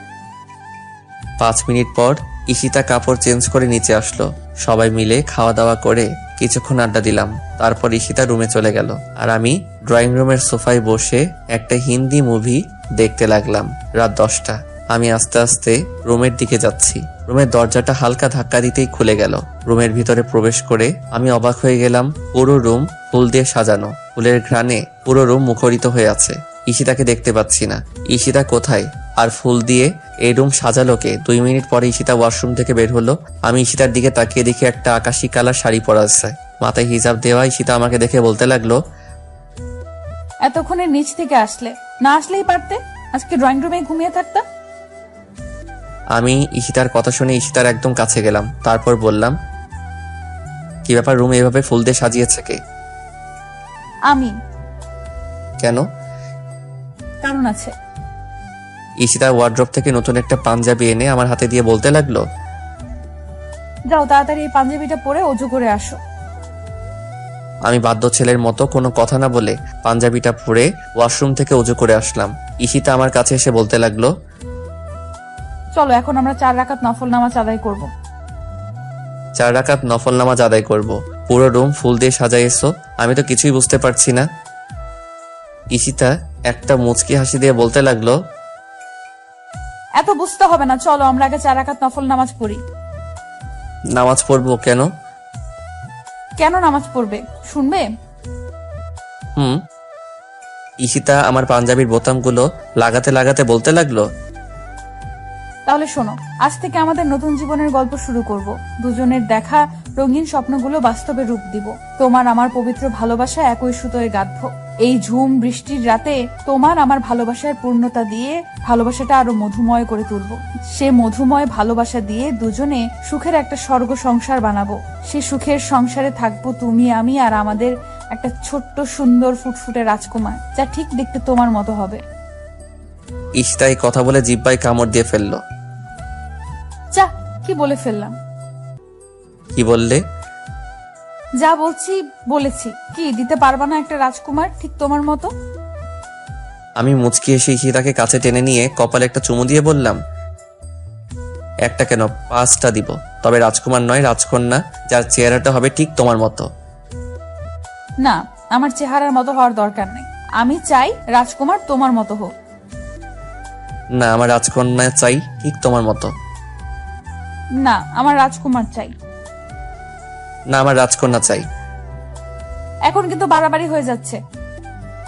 বাড়াবাড়ি হলে আমি রুম থেকে চলে যাই, তুমি থাকো তোমার রাজকুমার নিয়ে। আচ্ছা ঠিক আছে, চলো আমরা নামাজ পড়ে আল্লাহর কাছে চাই। আল্লাহ যা দিবে আমরা তাতেই খুশি। চলো। দুজনে 4 রাকাত নফল নামাজ পড়লাম এবং আমরা নেক সন্তান দেওয়ার জন্য আল্লাহর কাছে দোয়া চাইলাম। নামাজ শেষ করে আমি ঈশিতাকে কোলে তুলে নিয়ে আস্তে আস্তে বিছানার দিকে এগিয়ে যেতে লাগলাম। আজ এই ঝুম বৃষ্টির রাতে আমাদের ভালোবাসা পাবে পূর্ণতা, হবে দুটো দেহের মধুর মিলন। হারিয়ে যাবো আজ সুখের এক স্বর্গরাজ্যে।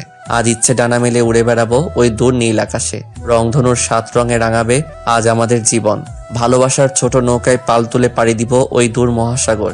আজকের পর থেকে আমার জীবন নতুন এক অধ্যায়ের সূচনা হবে। প্রেমের নতুন একটা গল্প শুরু হবে। সেই প্রেমের নতুন গল্পের ভিতরে থাকবে রাগ, অভিমান, ঝগড়া, খুনসুটি, আর অফুরন্ত ভালোবাসা, অটুট বিশ্বাস, আর 2 চোখে দেখা হাজারো রঙিন স্বপ্ন। যতদিন থাকবো ক্ষণিকের এই দুনিয়াতে, কষ্ট নামের কোনো ঝড়ো হাওয়া যেন না আসে আমাদের এই অফুরন্ত ভালোবাসার বন্ধনে। বেঁচে থাকুক পৃথিবীতে এরকম পবিত্র ও সত্যিকারের ভালোবাসাগুলো, আর অচিরেই সেই দূর দেশে হারিয়ে যাক ভালোবাসা নামের মিথ্যে